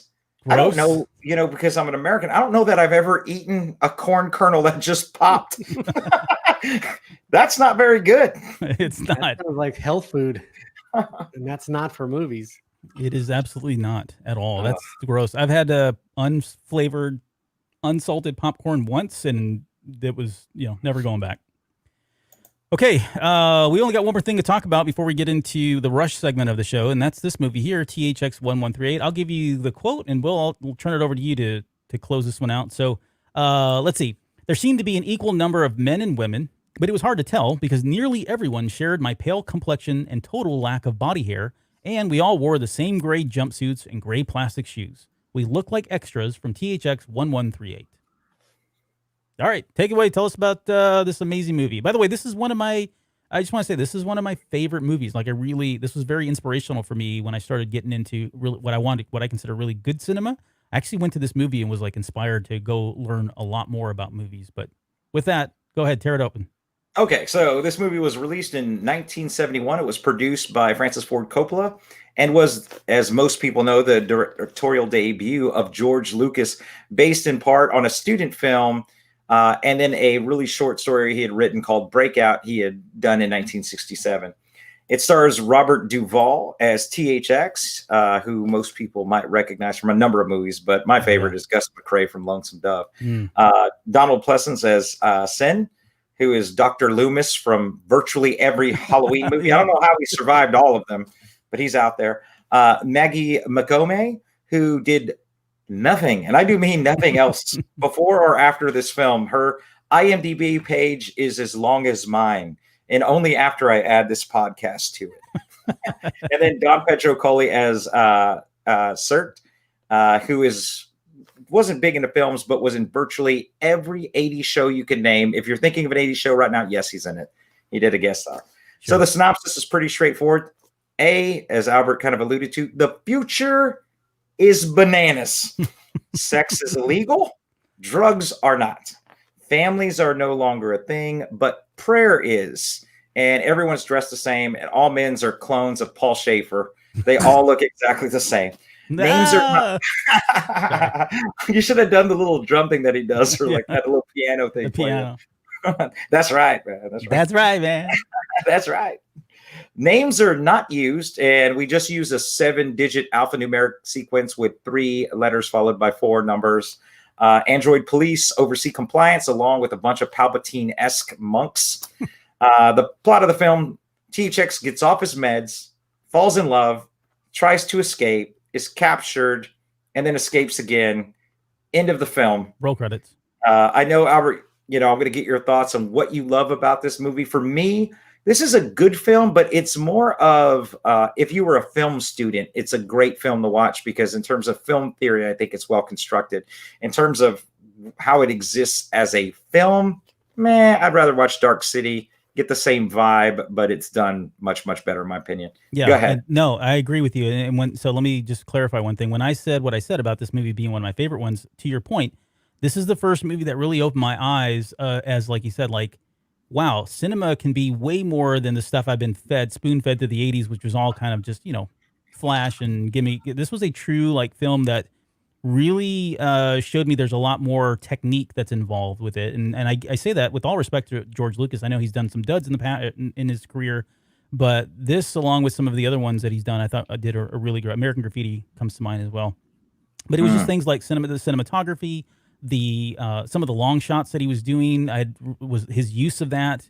Some of the scenes where the stuff's in focus, it's not. It was just very like so far out there and so different. And it does feel like a student film, somebody who's really trying to push the borders and experiment and all of that. And I do appreciate that because I think up until I'd seen this movie, again, I had never really witnessed much at all. The closest I could even consider was maybe at that point I was starting to get into Akira Kurosawa films a little bit. And so some of that was probably coming in because he was inspired by Akira Kurosawa as well. But yeah, I would agree. The version that I saw, there's a number of versions. If you go out and try to buy this today, you get the George Lucas director's cut. I'd never seen that until about a week ago when I did it as preparation for the show. And I don't think I like it that much. I like what they did. I like what he did. There was definitely scenes that I'm like, I don't remember this at all. But I like the original VHS version that I remember watching and the Laserdisc version that I had back in the early 90s. And I think that's a more concise film. And it doesn't get into a lot of the stuff that he was trying to do with the revised version of it. So Bill, you seen this movie recently? Recently, no. I did see this. I have a very vague memories of seeing this at someone's house, like on Laserdisc in the late. Oh, it was Netflix and chill. I get it. I see what you're doing. You don't remember the whole film. I get it. But yeah, I just remember it being a little over my head at the time. I think I was a little young to kind of quite get it. It had a lot of Logan's Run vibe kind of to it. But I love the aesthetics of it. And it's been one that I've been wanting to go back and kind of watch again as an adult. Yeah, it's hard to put this film for me in context because I love classic cinema. Sunset Boulevard, for example. If you were to watch that today, a lot of people I think would look at it and say, "Well, that's not real original." Yeah, it was original when it was made. Yep. It's just that you've seen so many versions of this in your lifetime because it was such a great film. It was remade in all of these different. There's countless stories that kind of tell the same story of obsession and murder, and it's a thriller. I think THX is unique in that this is not like the first time that we see a dystopian future in cinema, but I think JR hits it really well, is that this is the first time that it felt really monochromatic, like in terms of design. It's straightforward, and to Albert's point, the cinematography is impressive. The way that we use the camera was different. And he intentionally did that right throughout the film. You'll often see that he breaks some of the standard rules that you have for filmmaking, like the 180 degree rule, right? Like you never pan the camera more than 180 degrees in a single shot because it disorients the viewer. Yep. He did it intentionally to create that sense of disorientation. And you see more and more of it as the film progresses in order to see that he is no longer stable. He's no longer on his meds, and the whole world is starting to look a little more chaotic to him. Yeah, and just on that point, you mentioned that there are, and that's a great thing. I'm glad you brought that up, because even very beginning, the movie, the credits roll up, right? They don't roll down, which is kind of like throwing you off. And this becomes a trend for Lucas, right? He ends up breaking a lot of these barriers, which ends up getting him in a lot of trouble, and why he ends up breaking away from Hollywood and goes and creates Lucasfilm, because he really wants to do his own thing. But this was the first part of it, right? You get little bits and pieces of foreshadowing of what was to come with his methodology and how he directs. Another one that's throughout the movie is he has this really tight, zoomed in, almost out of focus shot of this clock. You never know what time it is. You know it's a clock because you can see the clock ticking away. But normal films would actually show you, here's the time, and for him it wasn't important. It was just implied, right? Or he was trying to tell you the message was, it doesn't matter what time it is. It's all the same thing every single day, every minute of life. It's just this dystopian, this and dreary the entire time. Which again, it's a technique, but it wouldn't. You don't necessarily see that in films even today, to be honest. Yeah, this really an underrated component. I'm glad you brought that up, because an underrated component within this film is the importance of audio. They do a really good job throughout this film of creating ambience with just audio and effects. It's part of the reason, to your point, that it's a clock. Like, if that sound wasn't there, you would think it was, but it kind of solidifies that, yeah, that's what I'm supposed to be seeing. Yeah. And the time's not important. Yeah. So, what do you got here going? This is the most intriguing thing, I think. So if you look at the prefixes of the three main characters, which is THX, Sissy, and Sin, and Lua, that they are actually supposed to be tied back to sex, sin, and love, which are what those characters represent as they go through this, right? The sin of, sex, and then, sin just being sin, and then being in love with Lua. The whole story here is, I think it's, of course, now, again, I'm looking at through a lens where I've seen hundreds of these at this point, and it seems formulaic. Like, if you look back at it, you'd be like, oh, I've seen all this before. And even if you were to look at it in the context of when it was released, it had been done before, right? I mean, 1984, there was a version that had come out before that, and that gives the same kind of Orwellian dystopian, but to JR's point, far less shiny version here. Yeah, yeah. It said that the main character, THX 1138, was Lucas's phone number in San Francisco at the time that he was making the film. Interesting. You've got some shots here. That bottom left-hand corner shot, that one is pretty iconic, and it's just the coloring, the contrast, the black and the white, and then you've got the silver. And I think if you've seen this movie, or if you're a fan of the movie, it's hard to get the visual out of your head where he's just kind of running around a circle, and they're kind of just touching him with those taser things and all that, and it goes on for a really long time. You're not really sure what the hell you're even watching, but it's just kind of almost disturbing, but not in a very good way, I guess. In the top left hand corner, we were talking about this when we came on the air. You've got this in here, and this scene here, this is towards the very end of the movie where they're chasing THX 1138. He's trying to escape. He doesn't realize he's trying to he's trying to get out of there, but he ends up coming out at the very top and sees the real world and the sun and all that. But as he's doing that, he's being chased by these android cops on motorcycle. And this one scene in the right-hand corner, you got it great, because that guy, I'm sure he died when they filmed this film. He's got to have died. There is no way he survives this. He's going so freaking fast he's got to be going at least 90, 80, 100 miles an hour. And he hits this barricade here, all this rubble that came down after, I think it's THX goes through it or whatever. And he hits that thing, and that's a long shot, so you can kind of see him. But man, he really does fly. And I thought, wow, that's some really good special effects there. Turns out that wasn't special effects. Nope, it wasn't even like a practical effect. He, no kidding, did that. Like, what in the world? Like, at the point that you're a stuntman, and I get that this is an early Lucasfilm, but your life is not worth that of a crash dummy, that they are literally going to throw you on a motorcycle and tell you, I want you to crank this and then hit that wall as fast as you can. You know what I loved about these two scenes? Not only the lines are really clean in both of these shots, it's kind of why I put them there. And I think these three pictures framed kind of give you a sense of really the type of cinematography that they were going for in the film. But what I like most is, because it's so minimalistic in its design, I really think that the character models, just like Star Wars, like, the original Star Wars, these character models to me hold up. like this, I can buy this as a space age bike even today, right? Like I could buy that could possibly be a bike in the future. They did a really good job, I think, with that throughout the film. Yeah. But no, that guy definitely did not die. Okay, I'll take your word for it. Sorry, so, hey, Brandon's with us tonight. Thanks for joining, Brandon.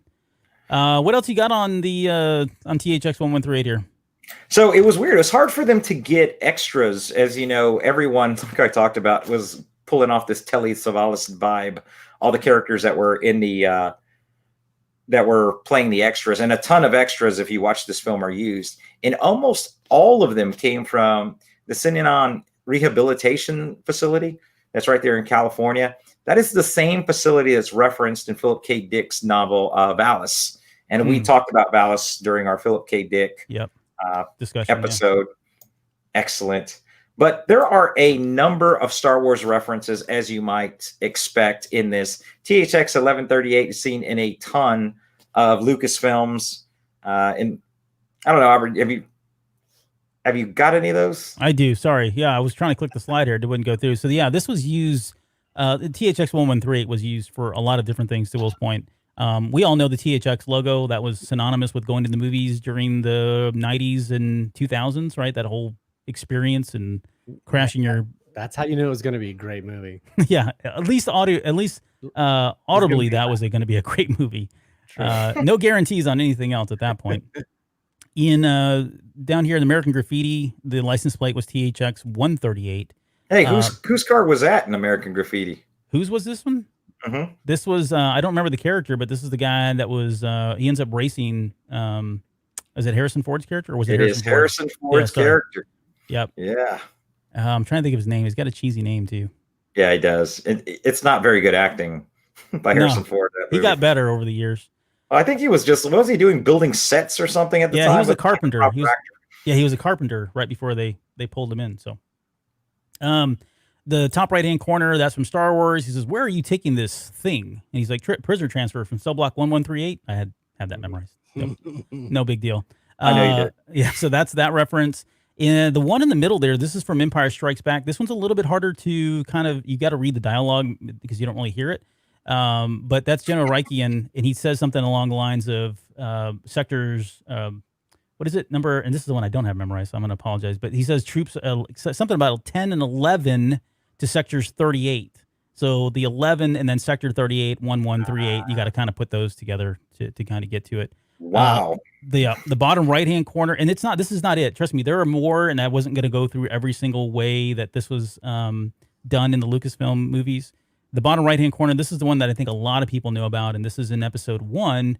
All of the, at least this droid here, the little clanker there has got a 1138 on the back there, and then Jar Jar kind of knocks him over at the very end of the movie. So, yeah, I mean, it's still around and gets used whenever they can. In any of the Lucasfilm movies, they try to sneak that in as a little Easter egg from time to time. So THX 1138 was also the birthplace of another famous name that was carried, and there's a picture of him on this screen, and that's the concept of Wookiees came from THX 1138. There's a scene in THX where he's running from the police and they're in pursuit, and there's just radio chatter in the background, and he says, "I think I saw a Wookiee back there on the expressway." Right? And so the narrator who is doing the voice work for the police chatter was late to his session and just had to make up some stuff, and he threw that in. It was one of his friends, a guy by the name of Bill Wookie, and Lucas liked it so much that he carried that, because the question came out of the movie of like, well, what the heck's a Wookiee? Yeah. And so when he made Star Wars, he created a Wookiee. He gave you the background on it. Awesome. Yep. All right. George kind of looked like a Wookiee in that last picture you had up there. He's a hairy guy. He's a very, very hairy guy. Okay, so for the next... Hold on a second, Albert. Before you begin, all of the listeners, please, I'm going to need you to grab the bottle of your best alcohol and prepare shots as we move through the next section every time you hear that sound. All right, Albert, proceed, sir. I don't think you heard it. Can you try that one more time? Oh, no, we lost the sound. No, we lost the sound. Oh, we're experiencing technical difficulties. We may not be able to go on with the show. As long as it's still counting, that's fine. Yeah, I'll count. Oh, we heard it. I could hear it here very slightly. Very slightly. Very slightly. I will add it in post. It's fine. We'll just clean it up in post. We'll clean it up That's in right. post. That's all we need to do. Okay, let's get into Rash. No, we're going to talk about Rush. If you're a Rush fan, you've already gotten that joke. I'll just leave it at that. And that's I can't hit this button. You got to wait for the WAV file to reload. No, I can't. I don't have time for this. All right. Yeah, but that's already one joke out of the gate here. So let me give you the reference, and then we'll get into Rush. So Rush, Rush had been Halliday's favorite band from his teens onward. He once revealed in an interview that he had coded every single one of the video games, including the Oasis, while listening exclusively to Rush albums. He often referred to Rush three members as Neil Peart, Alex Lifeson, and Geddy Lee as the Holy Trinity or the Gods of the North. So this is the Rush logo that we're all familiar with, and these are the three band members of Rush. So they're also known as the Canadian Rock Gods. They're a well-known prog rock band, although they didn't really start that way, and we'll come back to that here in a little bit in terms of how they kind of eventually got there. And then the three members are really who you see here. So you've got Neil Peart on the far left-hand side here. He was the drummers and percussion, and yes, those are two totally different things. Alex Lifeson in the middle. He's kind of lead guitar. He did some vocals as well, although he never credits himself as vocalist. I don't know why. We know he sings because we can see him singing up there all the time. And then you got Geddy Lee, who did primarily slap the bass. And then he was, but yeah, he did play the bass. He did play the bass. As well as he was the primary lead vocals and did keyboards and pretty much anything else that he could get his hands on. Yeah. Yep. All kinds of stuff. He did a lot of great stuff. And so there was another member. So let's talk about the origins real quick. So a long time ago. Albert, first of all, are you saying, so as just an average Rush fan, I've been to Rush concerts. I respect them as musicians. How are you saying Neil's name? Because I just thought it was Peart. I've said Peart all along. If you hear the way he says it, he says Peart. It's like there's almost like a Peart almost. Yeah, that's how you said that, and I was like, "Are you okay?" I thought maybe you're having a stroke, but if that's the way you say it, you're definitely right. I'll defer to Bill. Bill, what do you call him? I'm gonna go with Peart. Peart. Oh, there. Look, you guys are educating me already. Now, yeah, I do have another question. So I thought drums were within the percussion family by definition. By definition, they are. Yeah. Okay. But to say you're a drummer is one thing. To say you're a percussionist means that you can play almost anything. Like I can drive anything. I can fly anything. There's so many other instruments that require you to tap and bang on that require a high degree of proficiency in order to get a good sound from. And this gentleman here, he's got at least one PhD in percussion, if I'm not mistaken. Wow. He may even have more. And we're going to talk more about him in a little bit because he's a fascinating person, on stage and off stage as well. But he wasn't originally a member of the band though. So nice segue into John Rutsey here. So you can see here in the middle, he was actually the original drummer for Rush. That's right. So you go back to when these guys started, and Alex Lifeson, who you see on the left-hand side here, and Rutsey, they were both friends in junior high school. They'd always talked about starting a band. They want to get into do a band at some point.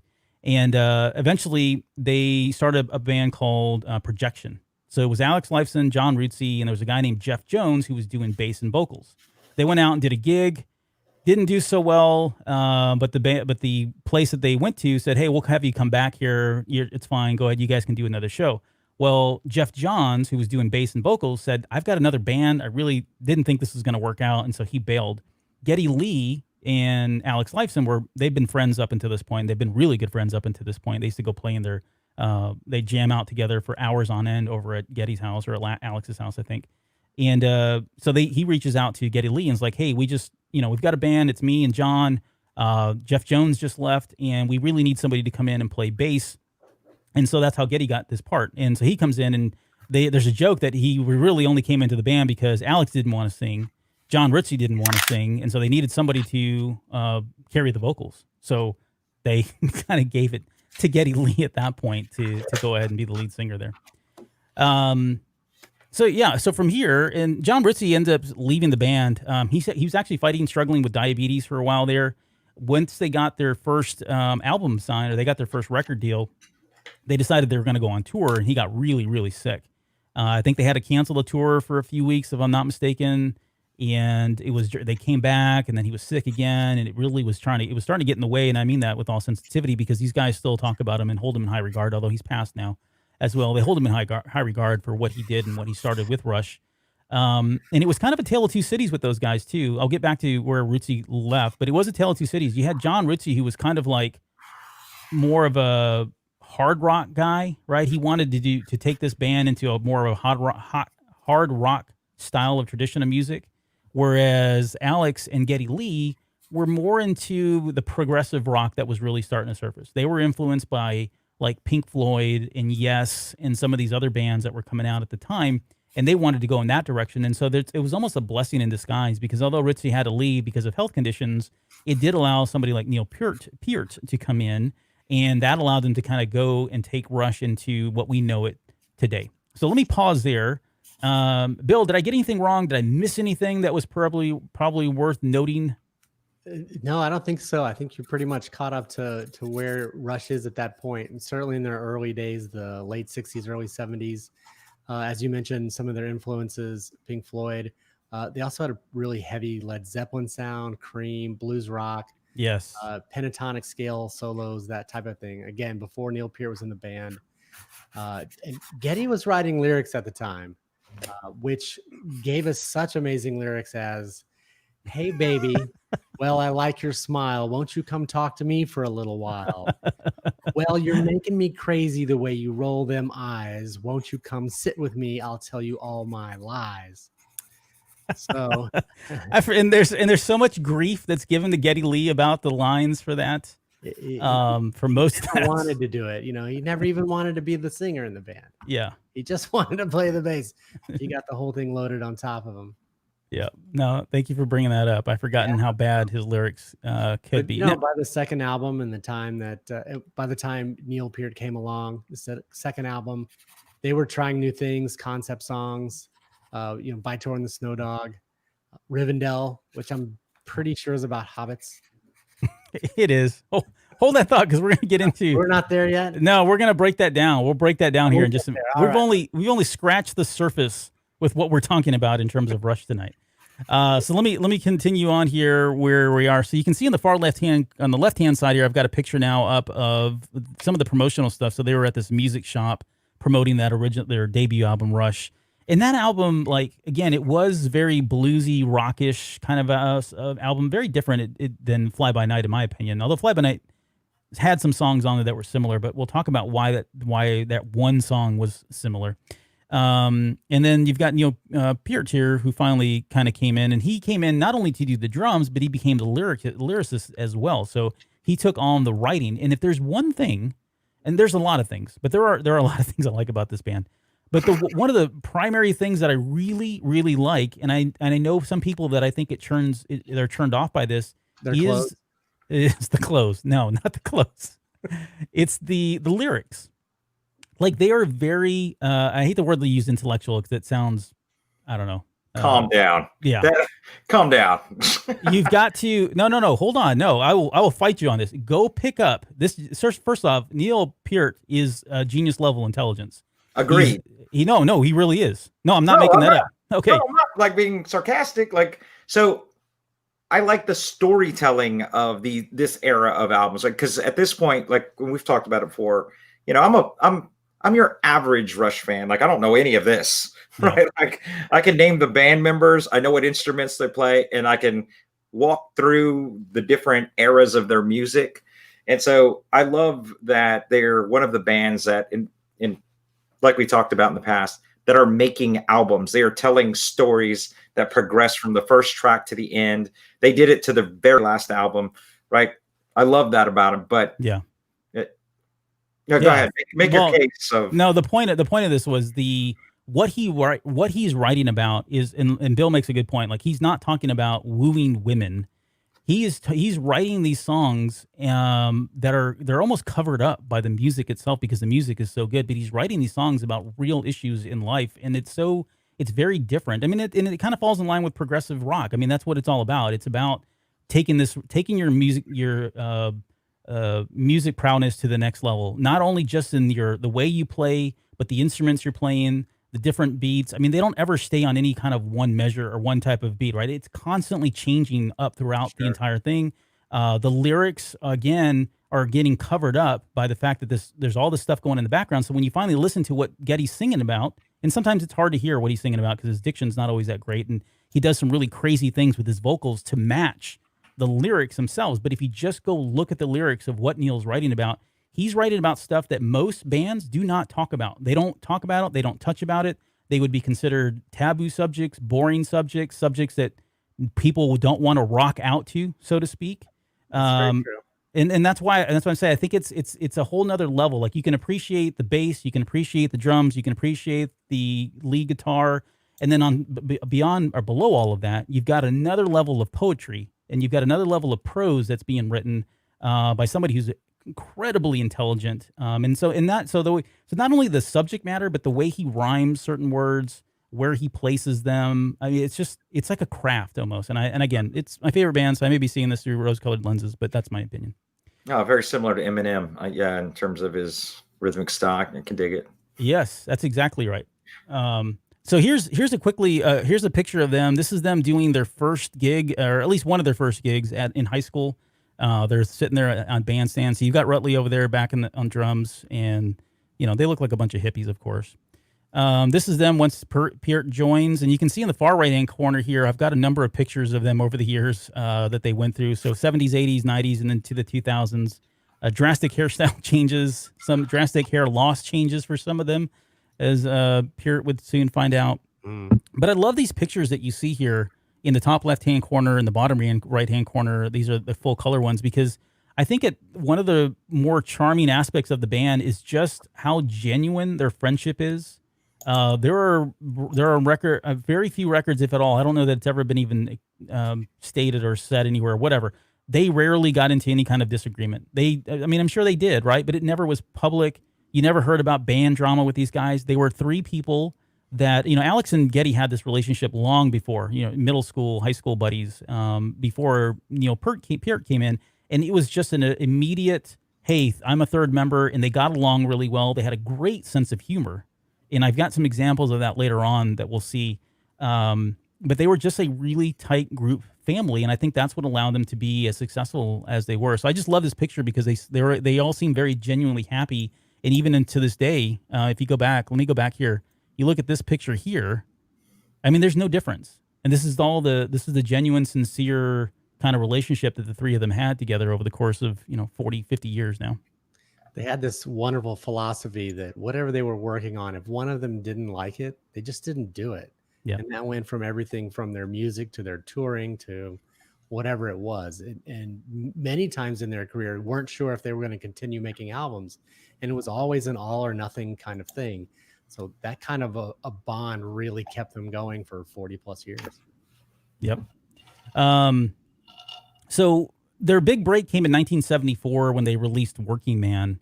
And this song was picked up by a DJ in Cleveland, Ohio. So you got to remember, back then it was the what do they call those DJs? They're not freestyle DJs. I'm trying to remember the term now. They're very few and far between to find these days. But a long time ago, kids, DJs would play whatever they wanted to, right? They were not obligated, or they didn't adhere to some corporate producer or some mega corporation that said you have to play this music because we want this, right? They could play whatever they wanted. And so there was a DJ out of Cleveland, Ohio, who picked up Working Man. So they were already kind of getting pretty big in Canada, but in the US they hadn't broken out. And this one DJ decided to play their song, and it really gave them the big break that they needed for Mercury to finally sign them on to their first album, their self-titled Rush album. So from that point, it got, it's kind of where they went. There was I want to talk about the band origin name just quickly. So this goes back to when Rootsy was still on drums. They were still playing together, trying to get their first album signed, doing a bunch of gigs. They were jamming out, I think, at Alex's, or is it Alex's house? I forget now. They were at the basement of Rutsy's, I think it was. Rutsy's house, down in the basement of all things. Look at that. And they were playing, and it was Rutsy's brother who said they were trying to maybe they wanted to come up with like a different name. And it was his brother that said, how about Rush? He says, you need a better name for the band. How about Rush? And it was just like that. They decided, okay, fine, we'll go with it. So not really crazy in terms of the band origin name, but still pretty cool. Let's talk about the albums, the total number of albums. So they've sold over 25 million albums in the U.S. Alone. 24 were gold, 14 platinum, 3 multi-platinum. They had 19 studio albums, 11 live albums, 11 compilation albums, 10 box sets, 13 video albums, 15 tribute albums, and 34 music videos total. So there was no shortage of work here in terms of what these guys did. Prolific work over the course of this spans of number of years. And you think about how much music changed over the course of when they started to when they stopped here in 2018. They went through a lot of different phases of music and the way radio changed, and with the onset of internet and digital, and grunge was in there. They went to the rock band, the hair band era. They went into the era where pop music was really starting to take over and rap. And throughout all of this, they were still able to be successful. And in fact, and we'll touch on this here in a little bit, not only were they still successful, but they were able to arguably become more popular right at the very end of when they were going out than they had ever done prior to that in the last like 20, 30 years, which I thought was awesome. But yeah, we witnessed that firsthand. Yes, we did witness that firsthand. And I'll cut to it here a little bit. Bill and I have been to a number of shows together, I think to the tune of 7 or 8 by my count over the last 15, 20 years now. In all of that, we noticed that the makeup of the concerts was changing over the course of that last 15, 20 years. And there's a reason why. So hold that, though, because we'll come back to that here in a little bit. But you're looking at all these albums, Bill. I'm going to put this on you, and I'm sorry to do this because I struggled like to no end with this question. But if you had to pick your favorite, how about not me just your favorite? If you want to just pick a couple, how about that? Because I couldn't even pick a favorite, to be honest. I mean, the discography is so wide, and I am such a fanboy. It's literally an impossible choice. Sure.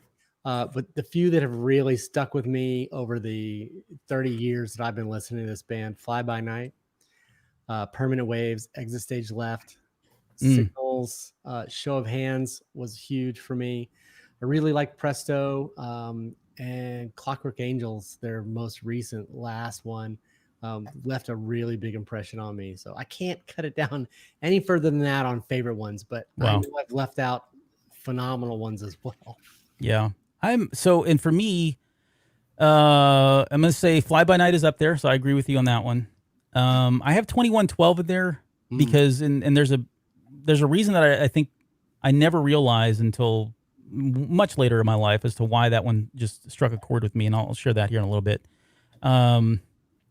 Man, beyond that, so I'm going to throw Counterparts in there, which I know is you're probably shaking your head like, really? Counterparts?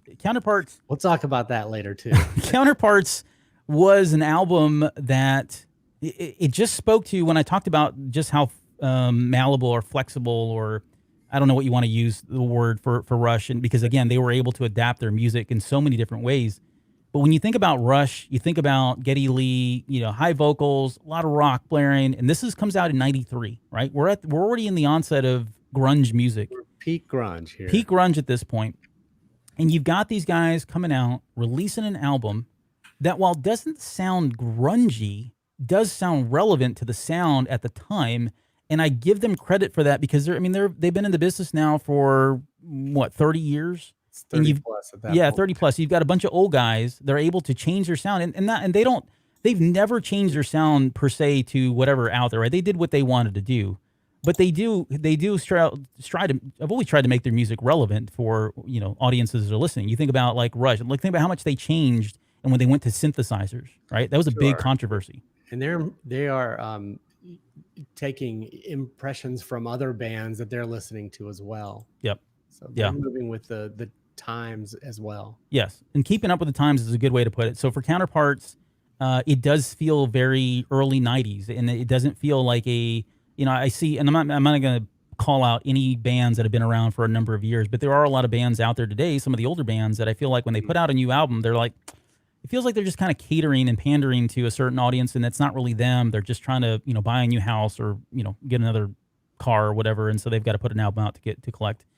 It never felt like that way with Counterparts. So I don't know. That's another one that stood out for me.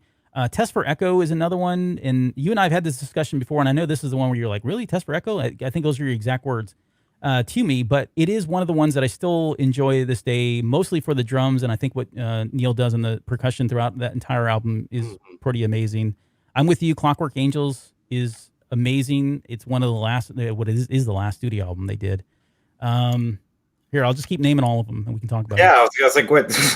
We're just going chronologically through their I know. discography. So as a casual Rush guy, and I think I'm certainly not as hardcore as either one of you. Right. And so Permanent Waves is probably my favorite Rush album. And I didn't get deep into Rush, like into all like their entire discography until I started dating my wife. And Albert, as you know, my brother-in-law is a huge, like he could come on this podcast. You three could talk for 18 hours about and he's a musician. So he's also someone who talks specifically to the musicality changes and the influence of reggae. So anytime, every single barbecue I've ever been to at his house has been Rush, like every single one of them. From the time we were dating, always a different album, always whatever mood we were in. There's a different Rush album for hanging out at night and talking versus it's the middle of the afternoon. So as a casual Rush fan, I'll say Permanent Waves because that's probably the closest they came, in my opinion, to trying to be radio accessible in their music, or at least the first time they made the attempt to. You started seeing, to your point, like a little more synth in their music at that time. And then if I had to pick a second album, I'd cheat and pick, ironically, Spirit of Radio and just take their greatest hits. Oh yeah, Sure. yeah. No, that's a good way. Well, Spirit of the Radio is a great song. Which when we get the music videos, if I don't know if I have it in the show notes, but don't let me forget. I want to talk about Spirit of the Radio, the music video. There's a story there. Yeah, I was going to ask you if you'd seen it. Let's talk about that though. Yeah, because it just went through its 40th anniversary, right? It was released in January of 1980. So they're actually doing re-releases of all the albums. So they've already started this. They started with the first one. I think they're on Caress of Steel was the last one, if I'm not mistaken. Maybe 2112. I don't know yet. Oh no, because they did Farewell to Kings. No, because Hemispheres I think is out too. And Permanent Waves is out there as well. But they're re-releasing these 40th editions, and what's really cool is they've taken the artwork, and it's similar, but it's different artwork. I don't have a better way to explain it. I wish I had a picture to show it. I didn't think we'd get into that, but it's really cool what they've done. And there's some other additional cuts and releases that either have never been released before or they've been out on other compilations albums that they're sneaking into these versions as the 40th anniversaries. I don't want to look like a punk on their show or anything. How many of these album covers do you think I've never seen before in my life? We have up here 20 album covers. How many have I never seen before? I'm going to go with 18. Okay, let's just go with the first row. Amongst the first row, there is one. Which one is it? It's got to be 2112. Oh, no. I've seen, look, my brother-in-law's introduced me and you to a ton of Rush. But some of these are still kind of like, I'm like, I've never even seen that. Right? And so in the first row, how many of those have I never even seen before? Oh, never seen. Sorry, never seen. Never seen it. How many, Bill? I'm going to say 2. I bet he hasn't seen Caress of Steel or Farewell to Kings. Well, no. Circle Gets the Square. Those are the 2 I have never seen. And I would assume that Farewell to Kings is the one that I can't even read the title of, that I have no idea. Is that a junkyard? What's happening there? It's like a burned down building or something like that. But Caress of Steel looks like something I want to listen to. Well, it's funny you say that, because if there's one album that didn't do very well for Rush, it was Caress of Steel. But more on that later, because it's a good way to get into. When we get into 2112, because we're going to break that. We didn't even touch that. Sure. I was going to say, Albert, you keep saying, we'll cover that later. Like 2 hours deep, bro. I know. I'm trying to get through this. Oreos for 45 minutes. Hey, that game was awesome. Okay. It was fun. And it's funny too, and I'm now going off script, so it's going to be a 3-hour show. But like Rush, if you look at the albums here, you've got Rush, Fly By Night, and I said we'd come back to Fly By Night because we have a whole segment on that, because it is By Tor and Snow Dog are mentioned separately. But when Caress of Steel, 2112, probably up to Hemispheres, right about that point is when they start breaking and moving into more synth. Some of the songs, at least, start having it when you get to Permanent Waves. Certainly the next 1, 2, 3, 4, 5 albums.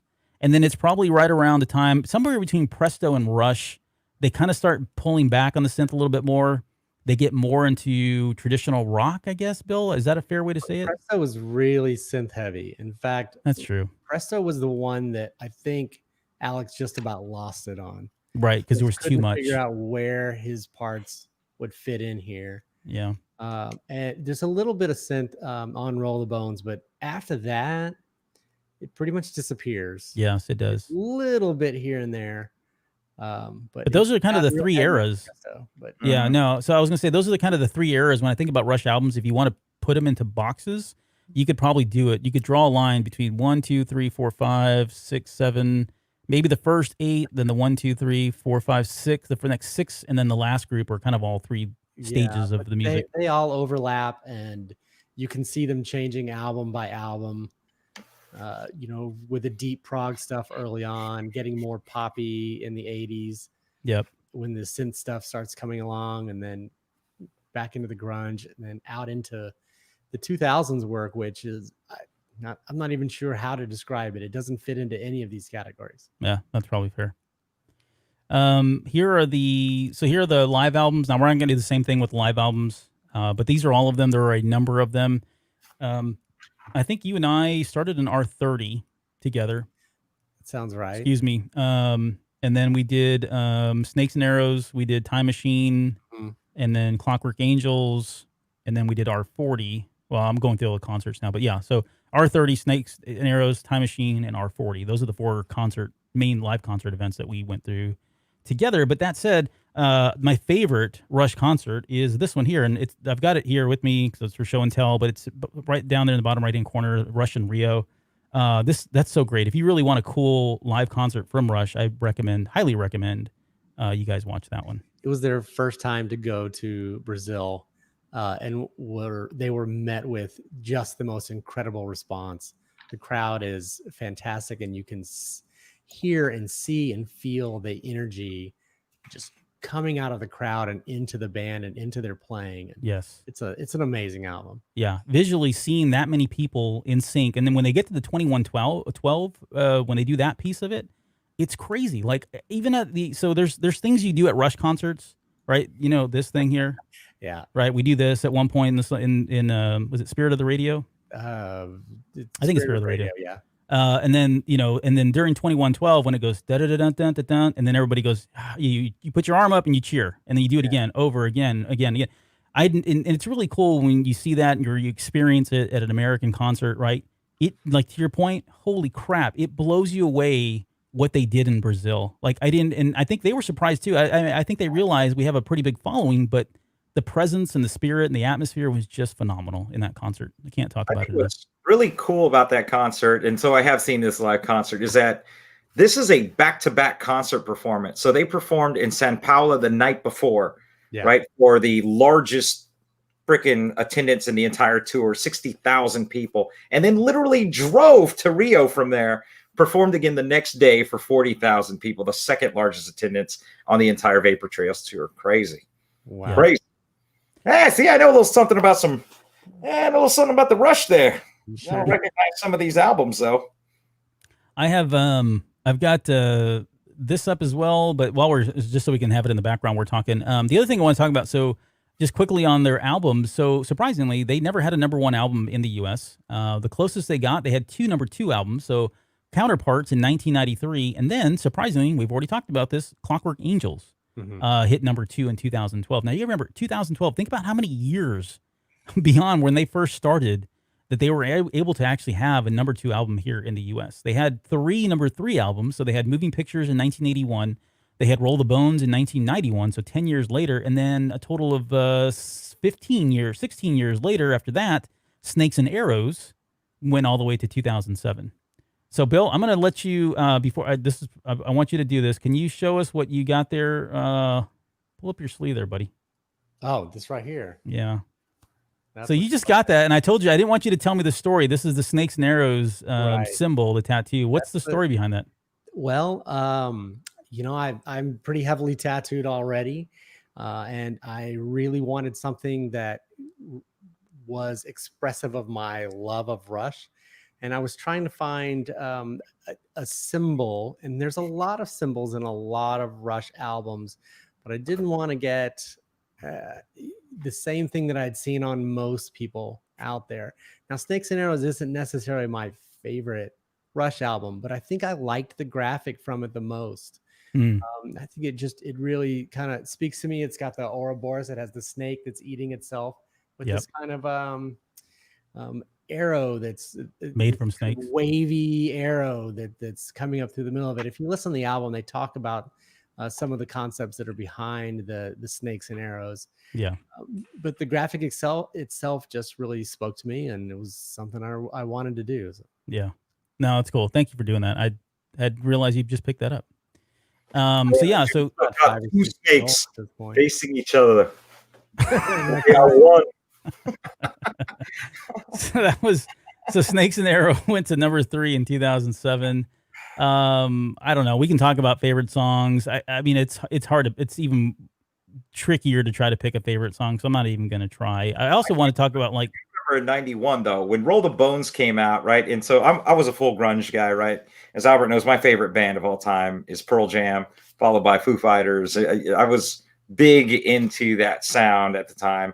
And I feel like they followed the Rush model. Like they were kind of, well, grunge was huge when they released their first album. Their next couple of albums were, the sound was nothing like the first album. It turned off a lot of non-purist fans. And then they went this whole folk country kind of way for a bit, and then a ukulele thing that was crazy.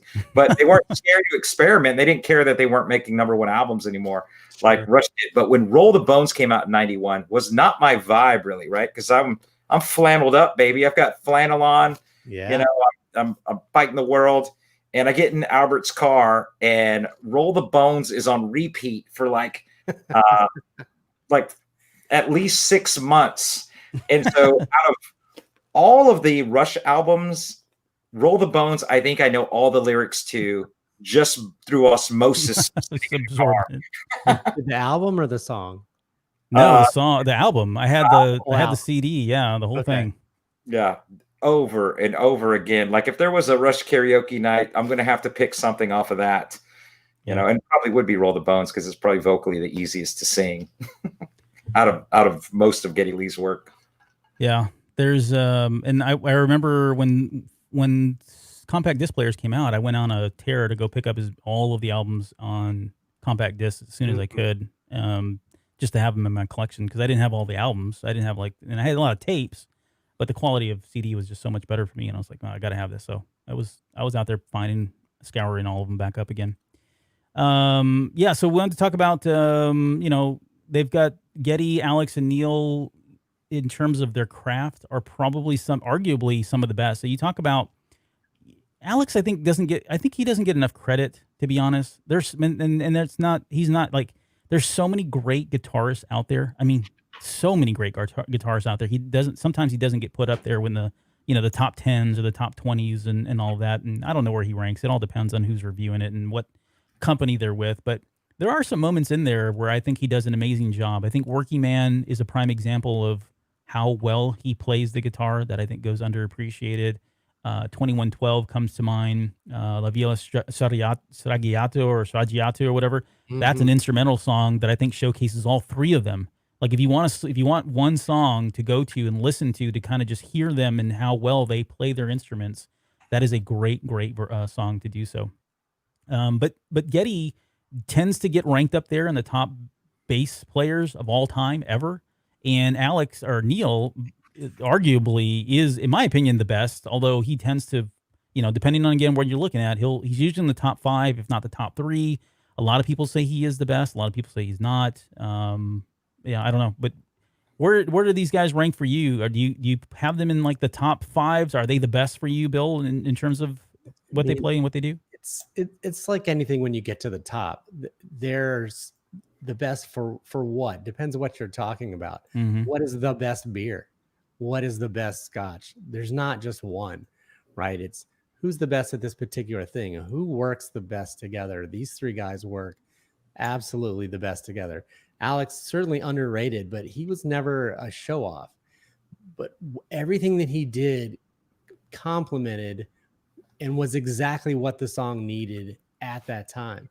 So he's got some absolutely masterful work that he's doing there, but was never trying to be or was ever going to be like an Eddie Van Halen. That just wasn't Mhm. who he was. He was contributing much more to a cohesive sound of this 3-piece that sounded like a 10-piece band.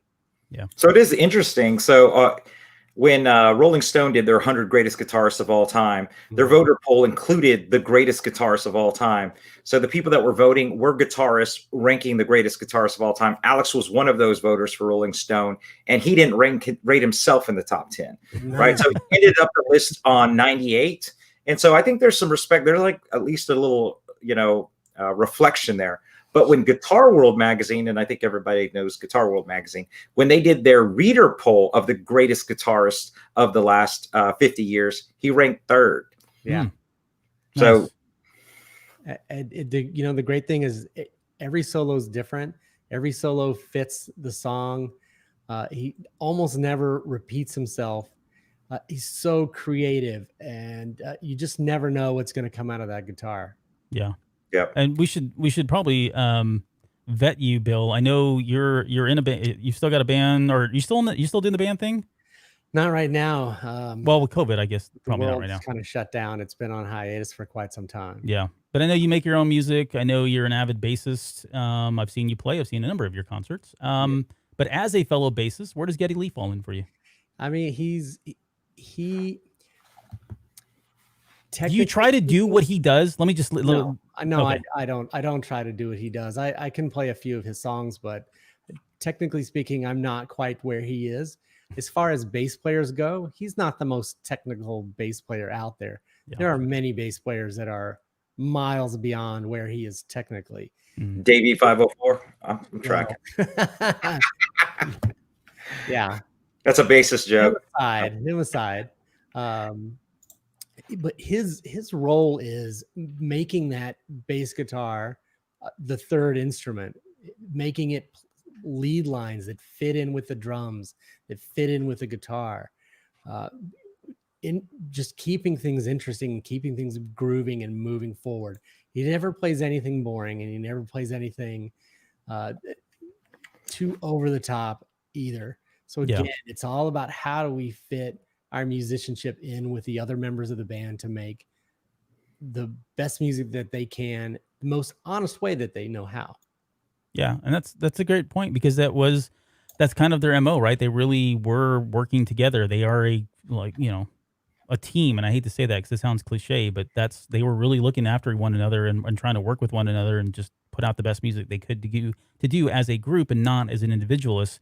And we tend, I know I do, I tend to focus on the individual pieces and what they do and how they perform. And, the band, I really like what Neil's doing on the drums here, and I don't really take it and look at it. I should be looking at it through a more holistic lens of what is the sound, all the sounds. You've seen a lot of bands, like Led Zeppelin. Let's just take Led Zeppelin for one, where the drummer and the bass player are more in sync, I think, holding down the bottom end while the guitar player is doing their own thing on top. They're off. Yeah. And that's not the way this band works. This is 3 pieces of string that are braided in together all the time. So each instrument's complementing the other instruments.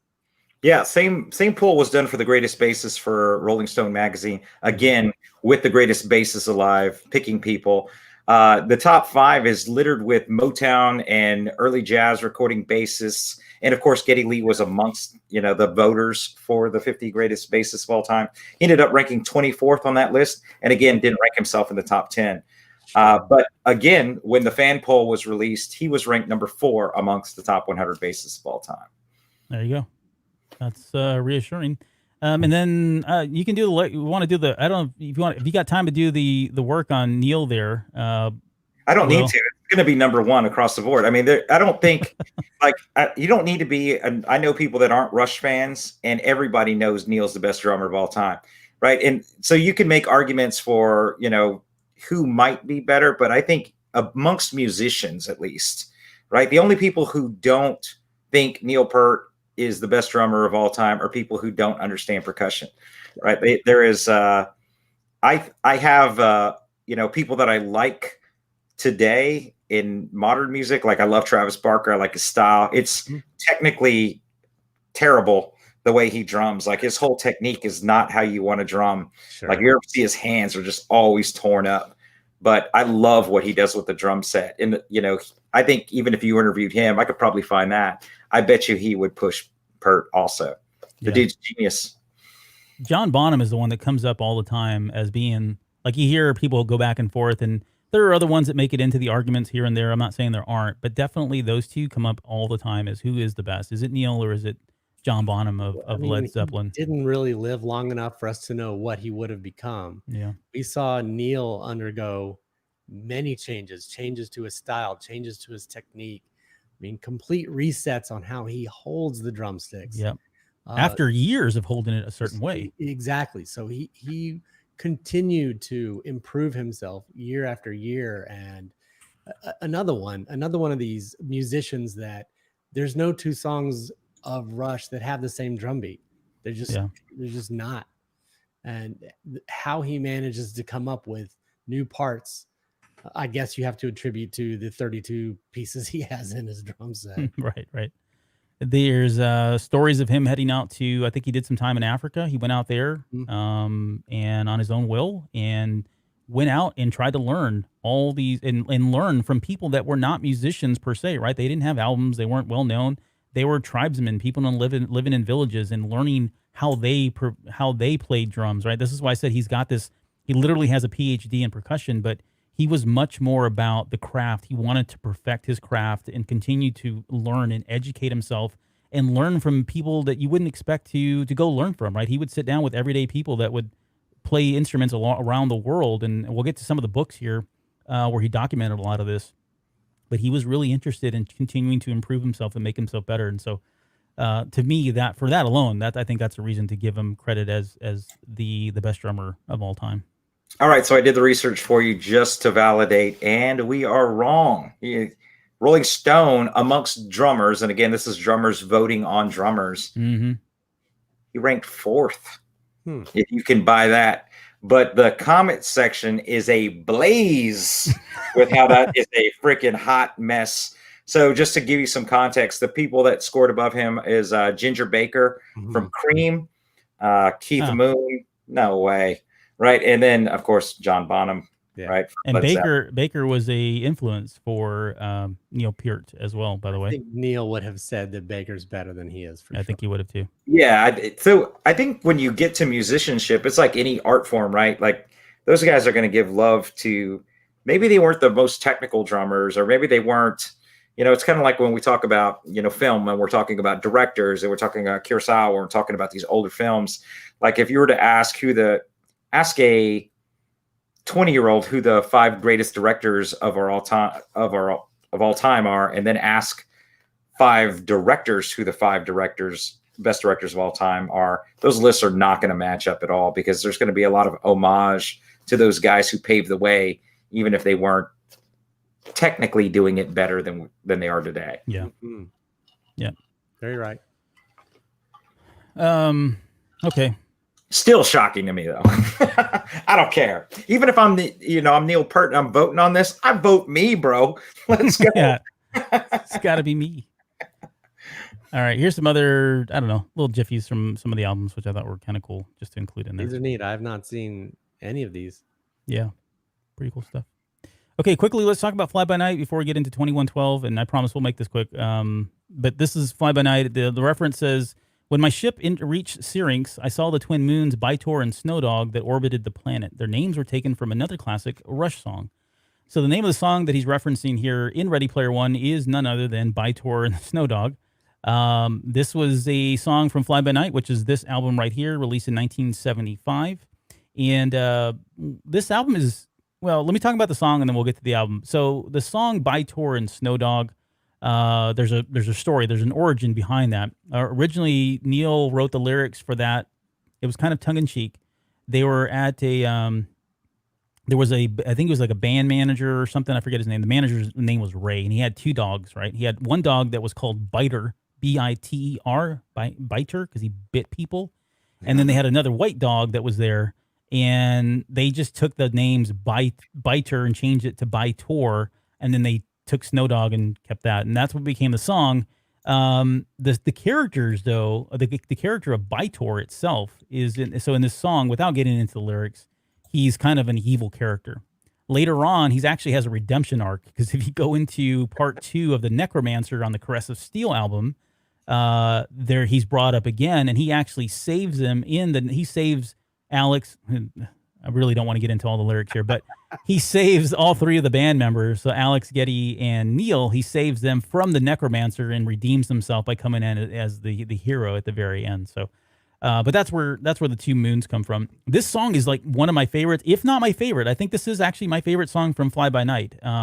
Although Fly By Night is pretty impressive musically, I think they do an amazing job, all 3 of them. But By Tor and Snow Dog is great. I don't know any of this that you're going through right now, but I love it because it almost feels like I'm in church. Like, and then if we refer to the second lyric in this song, we'll find that he was redeemed. And, like you're jumping back and forth. Now open your hymnals to page 56 and sing along with me. It is all, I don't know how anyone could listen to this and not feel the passion you have for this band in your voice. For someone who's like been a good friend of yours for a very long time, man, it is awesome to hear you, wax poetic about these lyrics, man. of all the songs, too, By Tor and Snow Dog. That's a great tune, no doubt. It's definitely an exercise in how weird can we make our guitars sound. Yes. But it's got a great breakdown in the middle, a great bluesy build up near the end. It's a fantastic song. There's a bunch of great songs, and my favorite on this album is Anthem, the first. I was gonna say, yeah, it's a great, strong song that I really identified with when I was in high school. It's very much about doing things for yourself and making the world your own way, and that no one is ever going to do anything for you, and if you want it, you got to go get it. Yeah. Nice. Yeah. It's a personal philosophy that Neil carries throughout sort of the 70s, starts losing it a bit in the 80s, and it's pretty much gone by the 90s.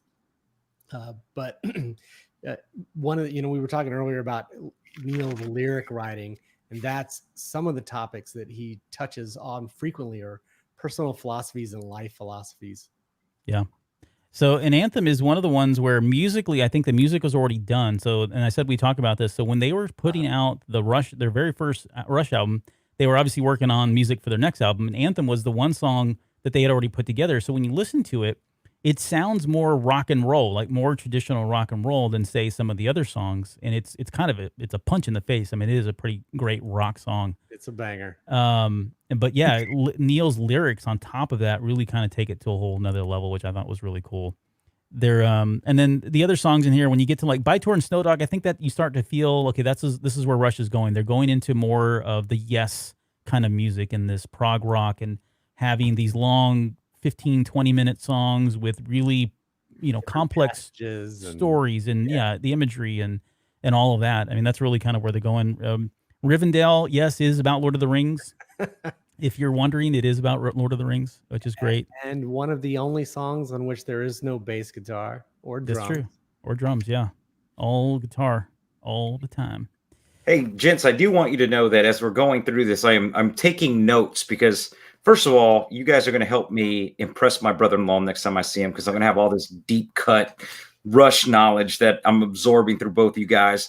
But more importantly, I'm going to put together a set list. I'm going to share it with you on Twitter of every song you're recommending off these different albums. Now, here's the rules, gentlemen. You guys are picking these great songs off these albums. You can't pick something that's going to be in one of their greatest hit compilations, right? I'm looking for putting together a playlist that's great music, like Anthem's not on the Spirit of Radio. So if you have tracks like that, and you're like, this is what it is, and you got a background story, dude, I'm going to get about 500 in-law points for knowing this much about Rush. We skipped over the whole section about favorite songs because we knew it was going to be a little bit too long here. But well, go ahead. You've got some. I've got some too. Go ahead. Yeah, for like favorite songs across. Okay, so this barbecue is only going to be 8 hours. So let's get your top 3, and you don't have to name them all now. If you've got one now, and as we progress, something hits you, shoot it out there. Right now, I've got Anthem. That's going to be number 1. Did By Tor and Snow Dog make the list? No. It never. Okay. It was never on a compilation that I'm aware of.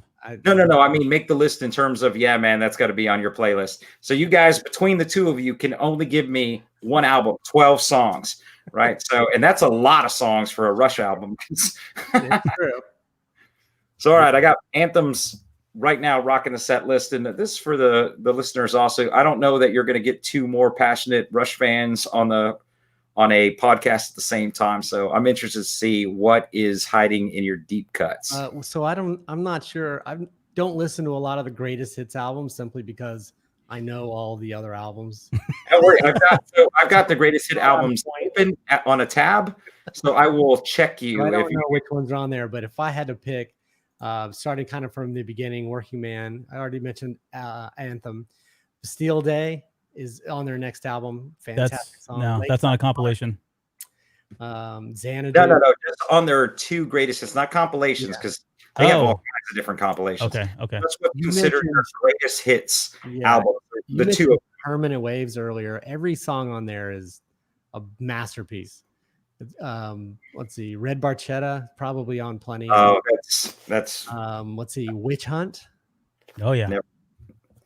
You could probably do it this way. If I haven't heard of it, it's not on a compilation. And I don't know Witch Hunt. Let's see, Losing It. That electric violin solo in there, ridiculously good. Probably my favorite all-time Rush song is Marathon. It's nice. Just breathtaking, especially on the Show of Hands live version. Just ridiculously good. Okay, so I'm going to get bonus points because I will do the Show of Hands live version.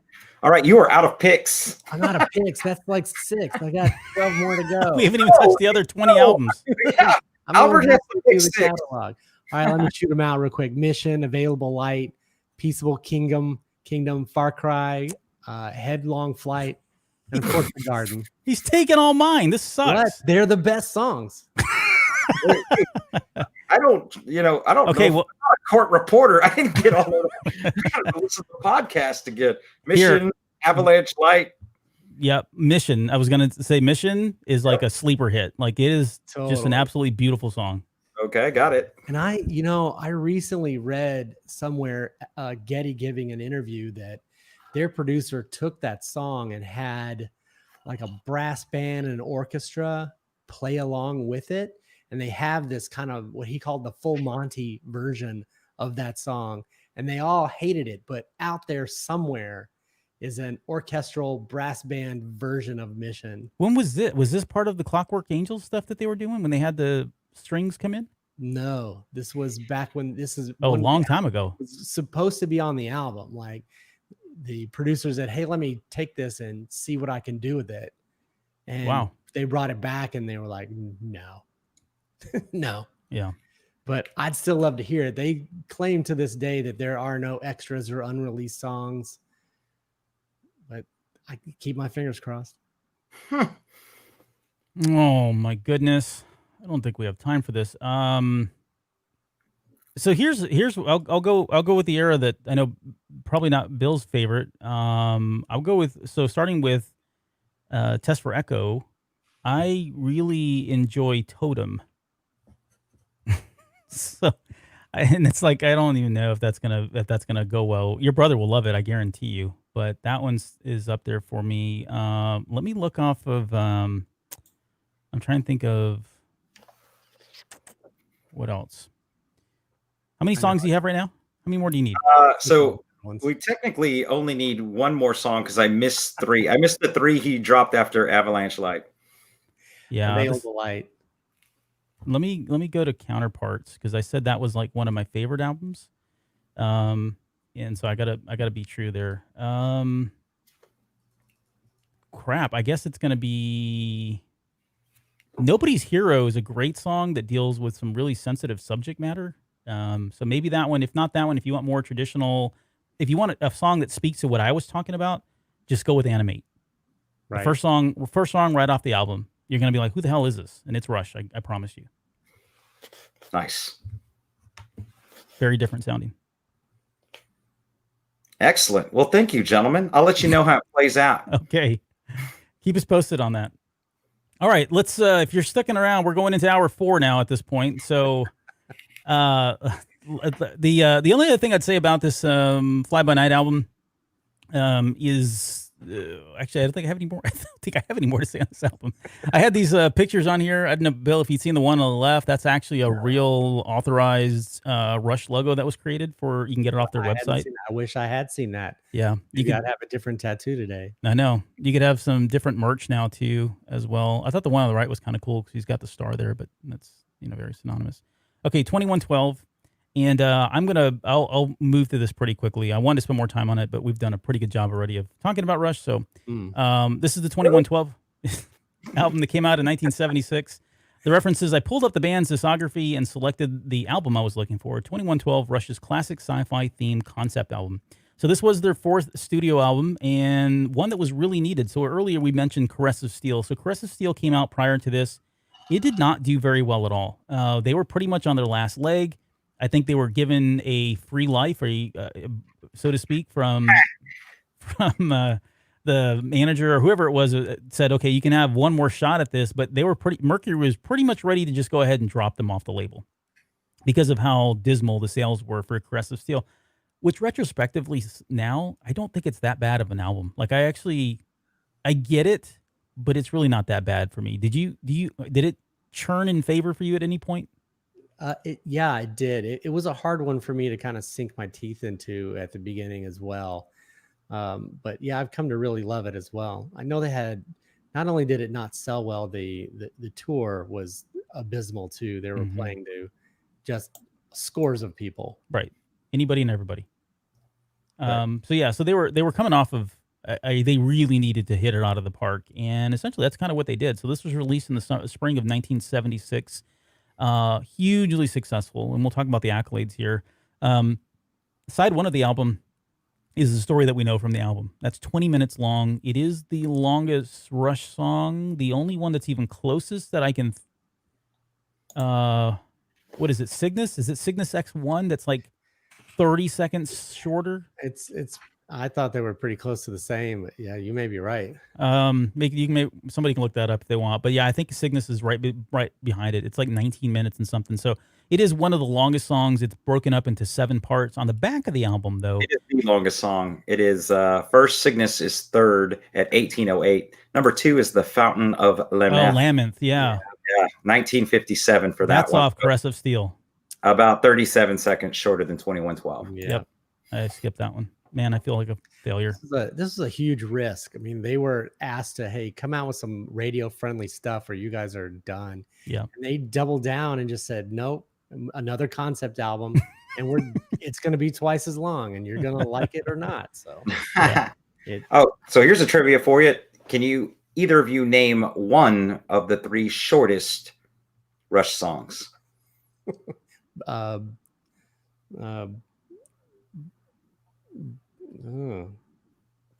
trying to think what album it would be off of.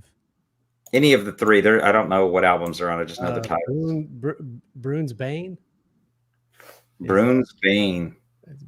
You know that one? It's on Exit Stage Left Alive album. It's a little interlude piece, maybe a minute and a half long.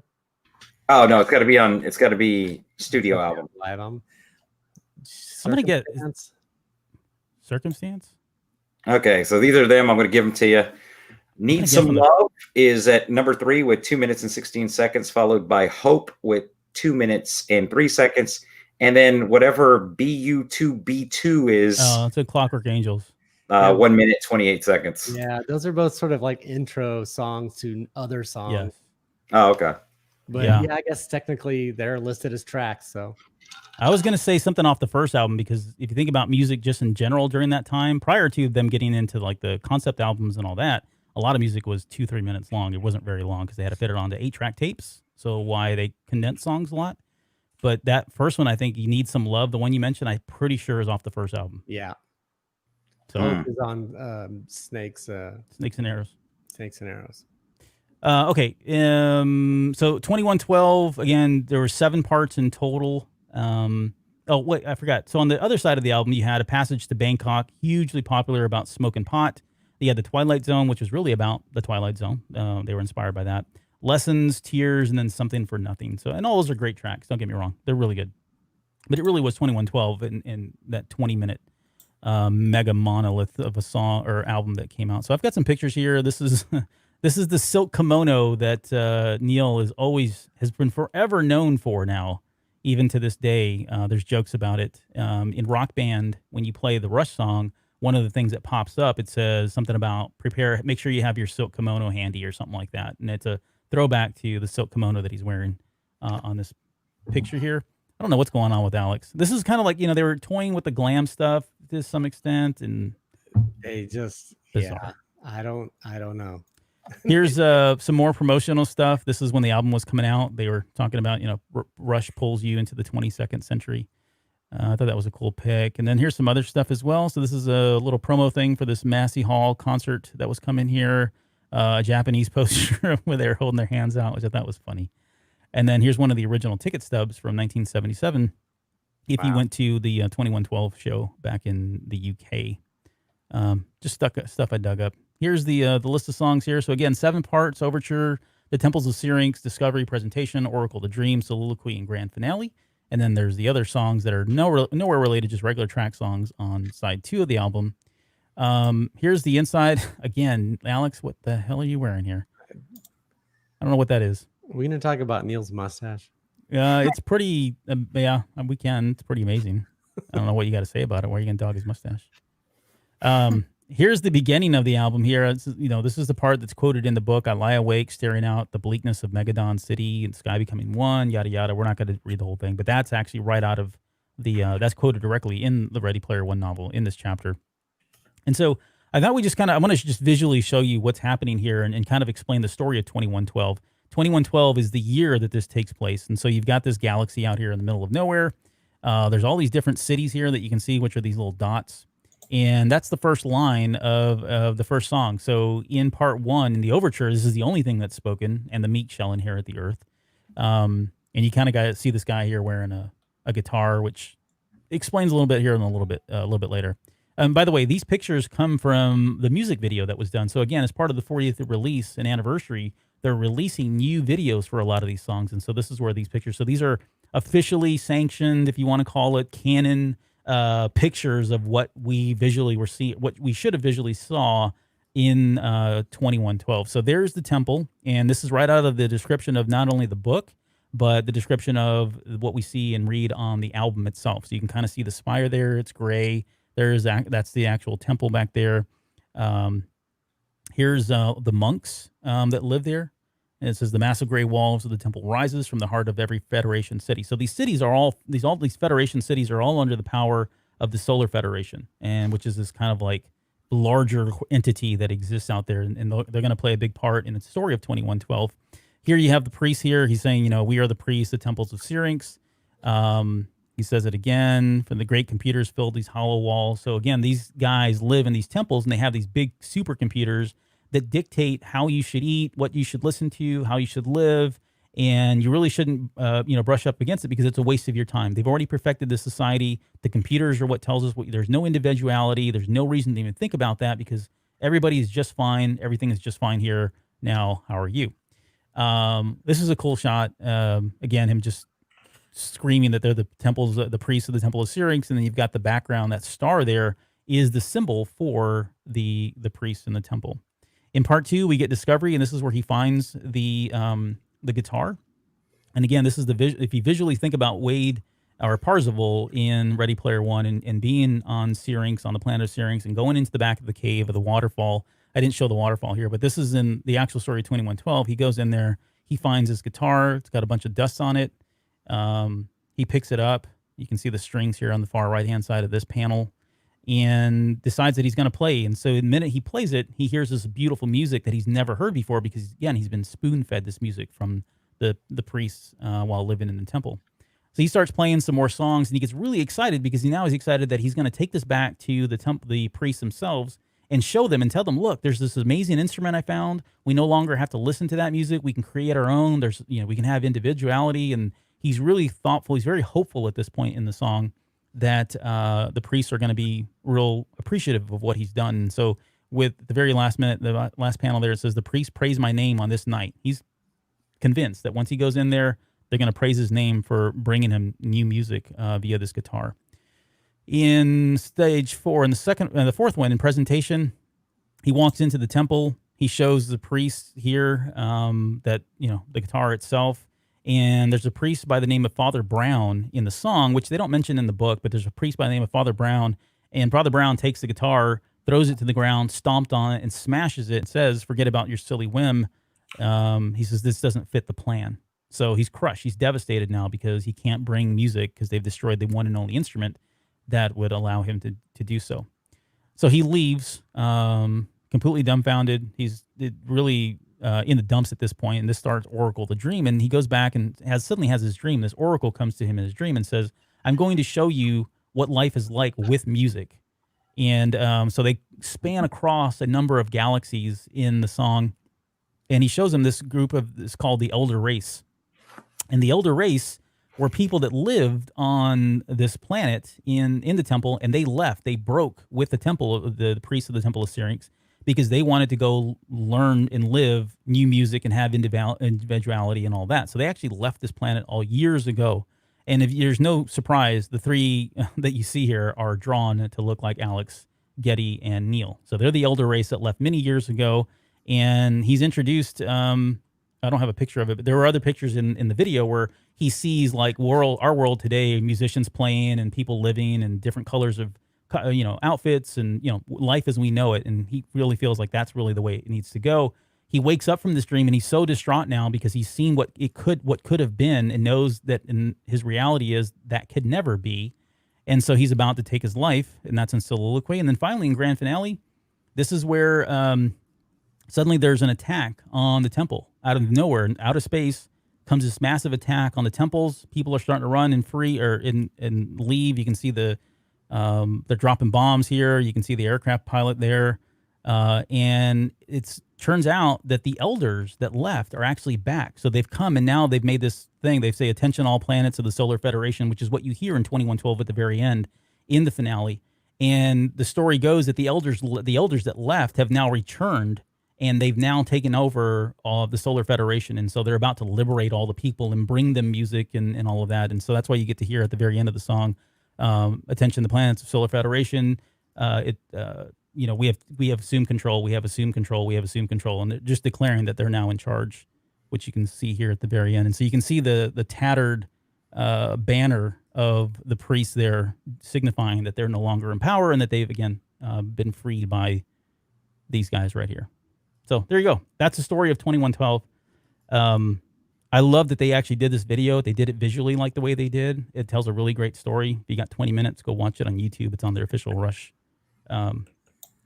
YouTube page. Had you guys, I don't know, Bill, had you really ever put that much thought into the song? No, not really. I have heard the words many, many times, but hadn't really put together what the whole story was. It's not, it doesn't really spell it out word for word for you. You kind of have to fill in Piece it together. Holes there. Yeah. But certainly watching or seeing those clips from those videos, it makes a whole lot more sense that way. Yeah, it does. Okay, so I mean, I'm not gonna lie here. Half of the time I don't get through the whole song. It's just really long. It is a very, very long song. Okay, so with the last part of the show here, we're wrapping up, I promise. I want to just kind of quickly talk about some of the more trivial, fun stuff that Rush has done over the years, and there's a lot of it, so it was really hard to kind of pick where to go from all of this. Oh wait, no, time out. Sorry, I want to talk about the when they played 2112. So apart from the original, because there's a lot of history here. Apart from the original album release and the original concert, there's only been. So when the concerts that we've been to, Bill, so Time Machine did parts 1 and 2 only. So 1 and 2 of the 7. R40 did 1, 2, 4, and 7. And the only time that 2112 was played in its entirety was at this concert right here. This is the Rush Test for Echo concert that I went to. You can see right here, San Antonio. Between 96 and 97, they played the entire freaking thing, all 20 minutes of it. And that was the only time they had done it ever. Even since, they've never played the entire song at a Rush concert. Well, that's just because they didn't want to play Test for Echo song. Oh, shots fired. Shots fired. But yeah, okay, so enough of that. So here's Rush on the Colbert Report. So they had never been on U.S. television. Crazy as this may sound, it had been 30 years prior to coming on the Colbert Show in 2008. Before they had actually been on American television. Prior to that, they did not. They did Canadian stuff. They did the UK, Asia, all that, but they just didn't come on to U.S. television ever. And there's a great thing. We didn't include it on here. When they're in the green room waiting to come on to this show, they actually have footage out there. You can see it on YouTube where they were playing Rock Band. So they put all three of them on Rock Band and had them play Limelight.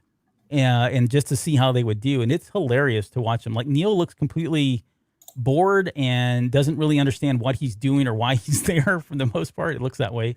Getty seems to be having pretty much fun with it. And then Alex is just kind of a big joker all the way around. So he can tell that he's kind of having fun with it as well. But it is pretty funny. And if you want to know, I'll spoil it right now. They only get 31% playing their own song on Rock Band. Don't bring that weak stuff to my house. We were... As you know, we were ranked in the top 1,000 in the world for rock bands for a long time. So there are like 5 Rush songs that are on rock bands 1 through 3, right? So you've named 2 of them already: Tom Sawyer and then Limelight. And Fly By Night, Caravan, and Spirit of Radio live version are all on Rock Band as well. Rock Band 3. That's fun. Yeah, so this is them on the Stephen Colbert Show. This is out there, you can find clips of it on YouTube. It's great to finally see them. I remember. I don't know if I reached out to you or what, but I know we were talking about, hey, they're coming on. It's only a week away. Don't forget. Yeah, did you see it? Yeah, I mean, this was all the rage to finally see them on American television. It was a huge event, and this really did a lot for them. Like, believe it or not, when I say they became much more popular at the end of their career, they will credit this to coming on to the Stephen Colbert Show. And one of the things that they get a lot of credit for is girls at the show. So Bill and I have been to a number of shows prior to 2008, and we would always joke that when we're there are never any women at the Rush concerts, and there weren't. There were very few and far between females at Rush concert. Not that we were looking. I mean, I don't know. I think we were both single. Okay. We were both single, but there were not. I mean, you tell me if I'm wrong. I mean, it was just a running joke. I mean, there were the same women that were watching them back in the 70s were still there. Right, that was pretty much it. Yeah. Not many of those. Not many of those at that. But nobody was there for girls anyway. Right. No, we weren't there. We were there for Geddy Lee and the music and all that. But after 2008, there was a big shift. Like, we started to talk about, wow, look at all these girls here. And it's funny because in this Funny or Die thing that they did here on the left-hand side, so this is Jason Segel and Paul Rudd. They're huge Rush fans personally, right? But they did this Funny or Die skit. And again, you can go to funnyorDie.com, look this up and watch it. It's great. But before the skit starts, you have Alex, you've got all 3 of them basically walking in. And Geddy starts it off. He goes, I saw 4 of them in the mezzanine or whatever. And then Alex says, I had 3 of them in the front row. And then Neil says, 7 females at a Rush concert. It must be some sort of world record. So they were even joking about it at the time that women just do not go to Rush concerts. But it was a direct result of them coming onto national TV, playing music, the Stephen Colbert, really getting a lot of more people interested in who this band was. And that I really think you're overstating Stephen Colbert's influence. These 2 dudes, in my opinion, are far more influential in Rush having that resurgence in 2008 to 2009 because of the release of I Love You Man. Like, I Love You Man is all about Rush, right? They reference Rush 1,000 times in the movie. These 2 guys star in that movie in 2009. And Rush makes about a dozen cameos in the film. And then after that, they blew up. So sorry, I'm not going to give Stephen Colbert all that love. He's got some of the love, but I get it. It's Paul Rudd was everybody's, everybody wants to kiss Paul Rudd. So slapping the bass. Slap at the bass. But yeah, this skit is hilarious. It's really great. And it ends with them getting a signed guitar and all that. So there's that. And then here's a little Easter egg. So the 3 of us went to a concert back in 2010, and that's the actual ticket stub, which I hold in my hand. Oh, where did you find the pick at? So this was the Time Machine tour that the 3 of us went to. I think Bill and I went, and I honestly didn't even know that you were there. I think Bill or Will, I think at one point we reached out and you're like, hey, I'm up here too. And you had like box seats and all kinds of crazy stuff. And so we went up from our cheap peasant seats went over to Will was at in his box suite that he had for the company that he works for. Oh, thanks for you almost slipped. I know, yeah. The company he works for, we went up there to the box seats and we got to hang out. We got like free drinks and all kinds. It was really great. And then while we were in there, one of these rooms was decorated with like this Western wear thing. I don't know. And there was a rope there's a rope and a hat on the table because this is Texas, right? And so at one point, I didn't find my picture, and I promise you, I looked. I was going to put mine up here and just do it, and I didn't. You should have asked. I got it. Oh, do you have it? I know I took a picture of me with the hat and the rope. I've got it. You got to send it to me because I don't have it anywhere. But yeah, this was Bill looking, kind of sexy, a little time at the show. This is a few beers in too, by the way. So full disclosure. It was, and that's a few beers in at the show with a few pre beers before the show even started, before we headed it out there. But yeah, so this was the Time Machine tour back in 2010. Wow. 2 days before my birthday. So that was a great time. Fun memories.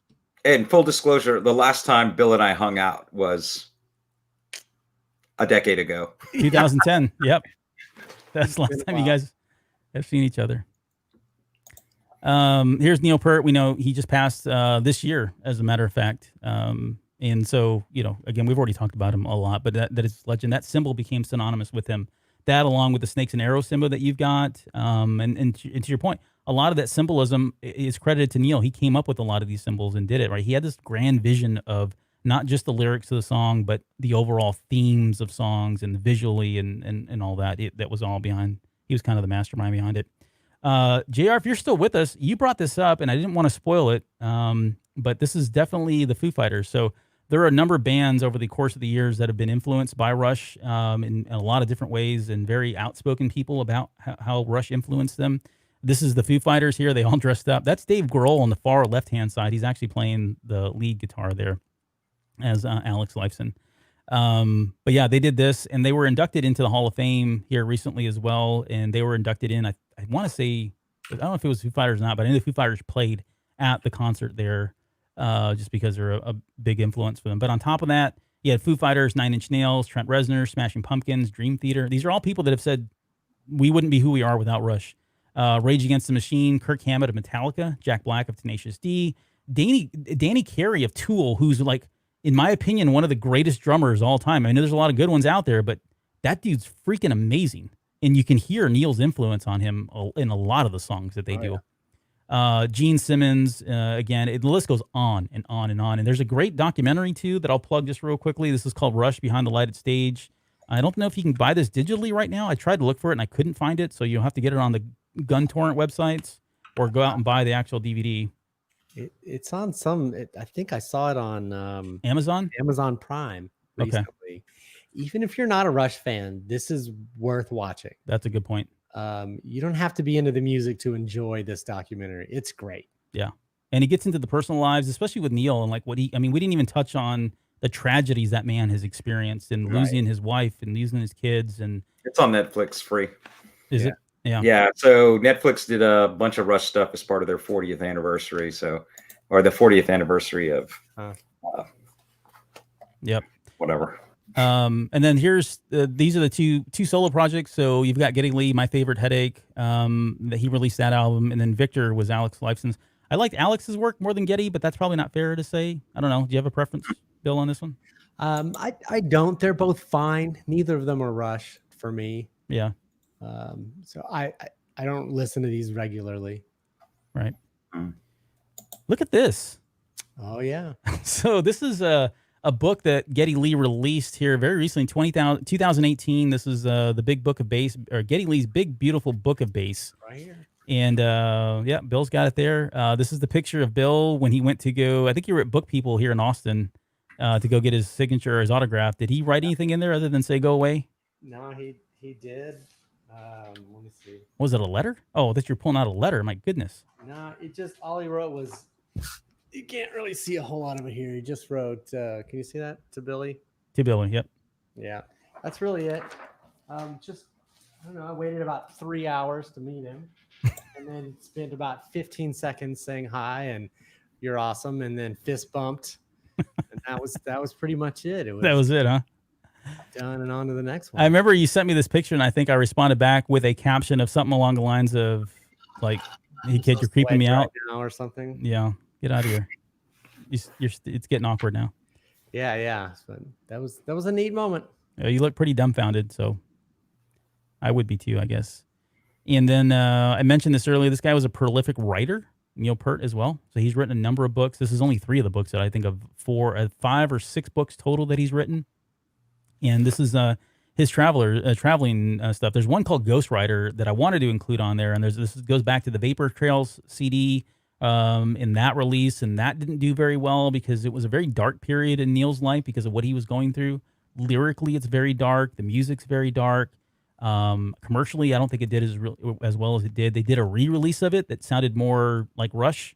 But he's got some great book moments out there in that Ghost Rider book where he's just talking about how he's using motorcycles and traveling and meeting people to get out and express his grief for all of the tragedies. And they weren't like, oh, his, wife died and then, several years later, his children died. No, this was like one horrible tragedy right after another in succession. And it really, I think for us at the time, we were questioning whether or not these guys were done.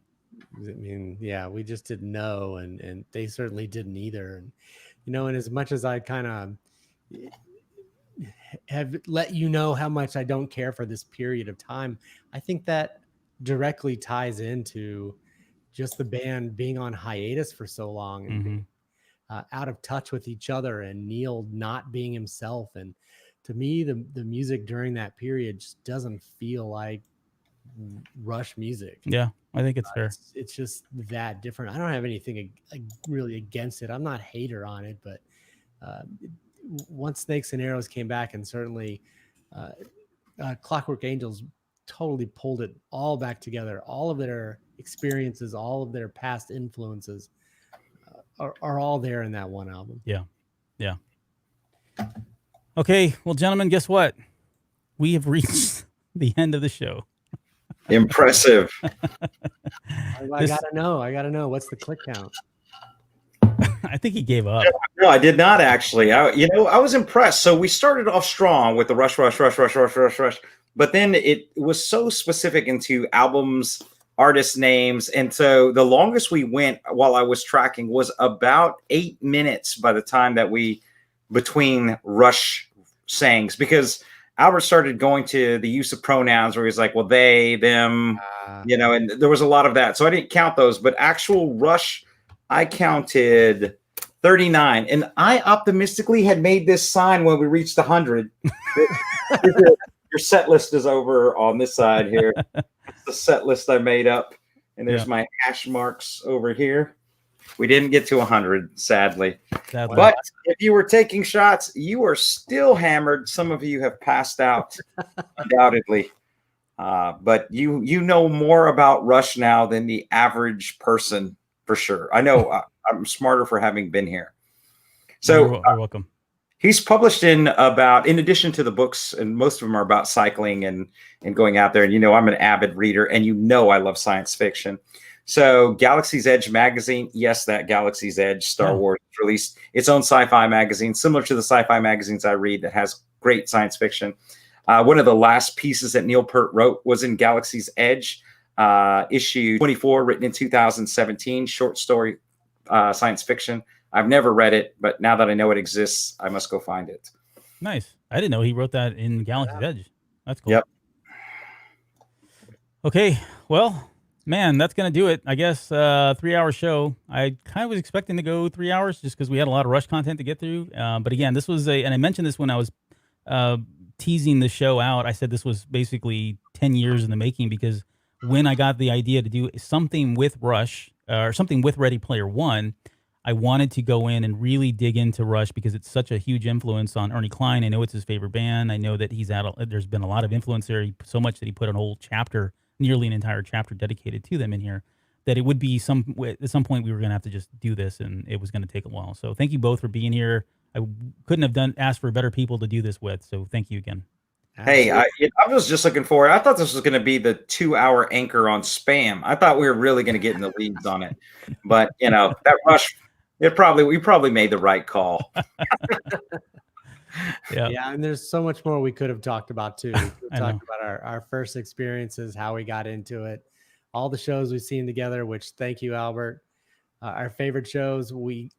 We got to sit in the second row, right in front of Getty, for a whole show, That was right. Yeah. which was fantastic. I have those pictures. I was going to put them in here and I just ran out of time, and that was probably, I will say just quickly, that probably was the best show I've ever been to for us, only because of that moment, because we were that close, and it was just like, I couldn't believe how close we were to Geddy Lee.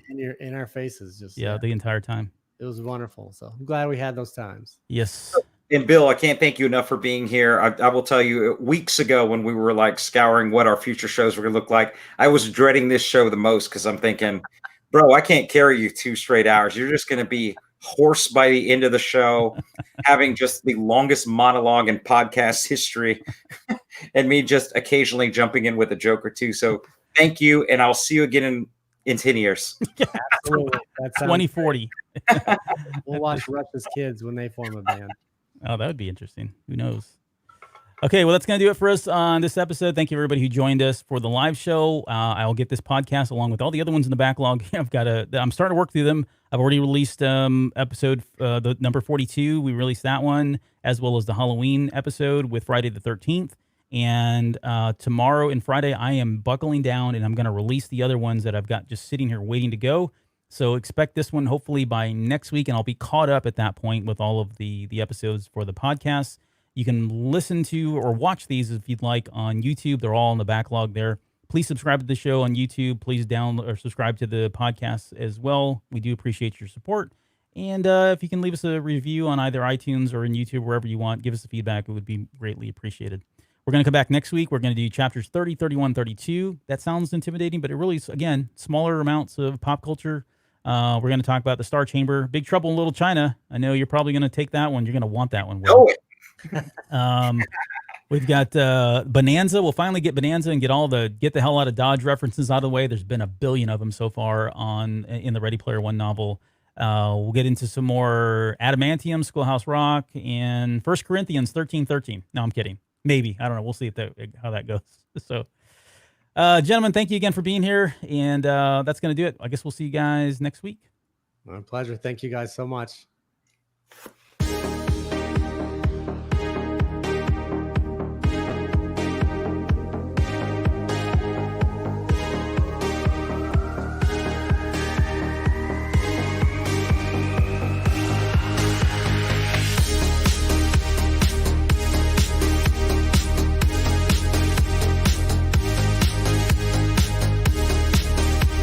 The views and opinions of the Basement Hosts are of our own and are not in any way affiliated with Random House or Ernest Klein.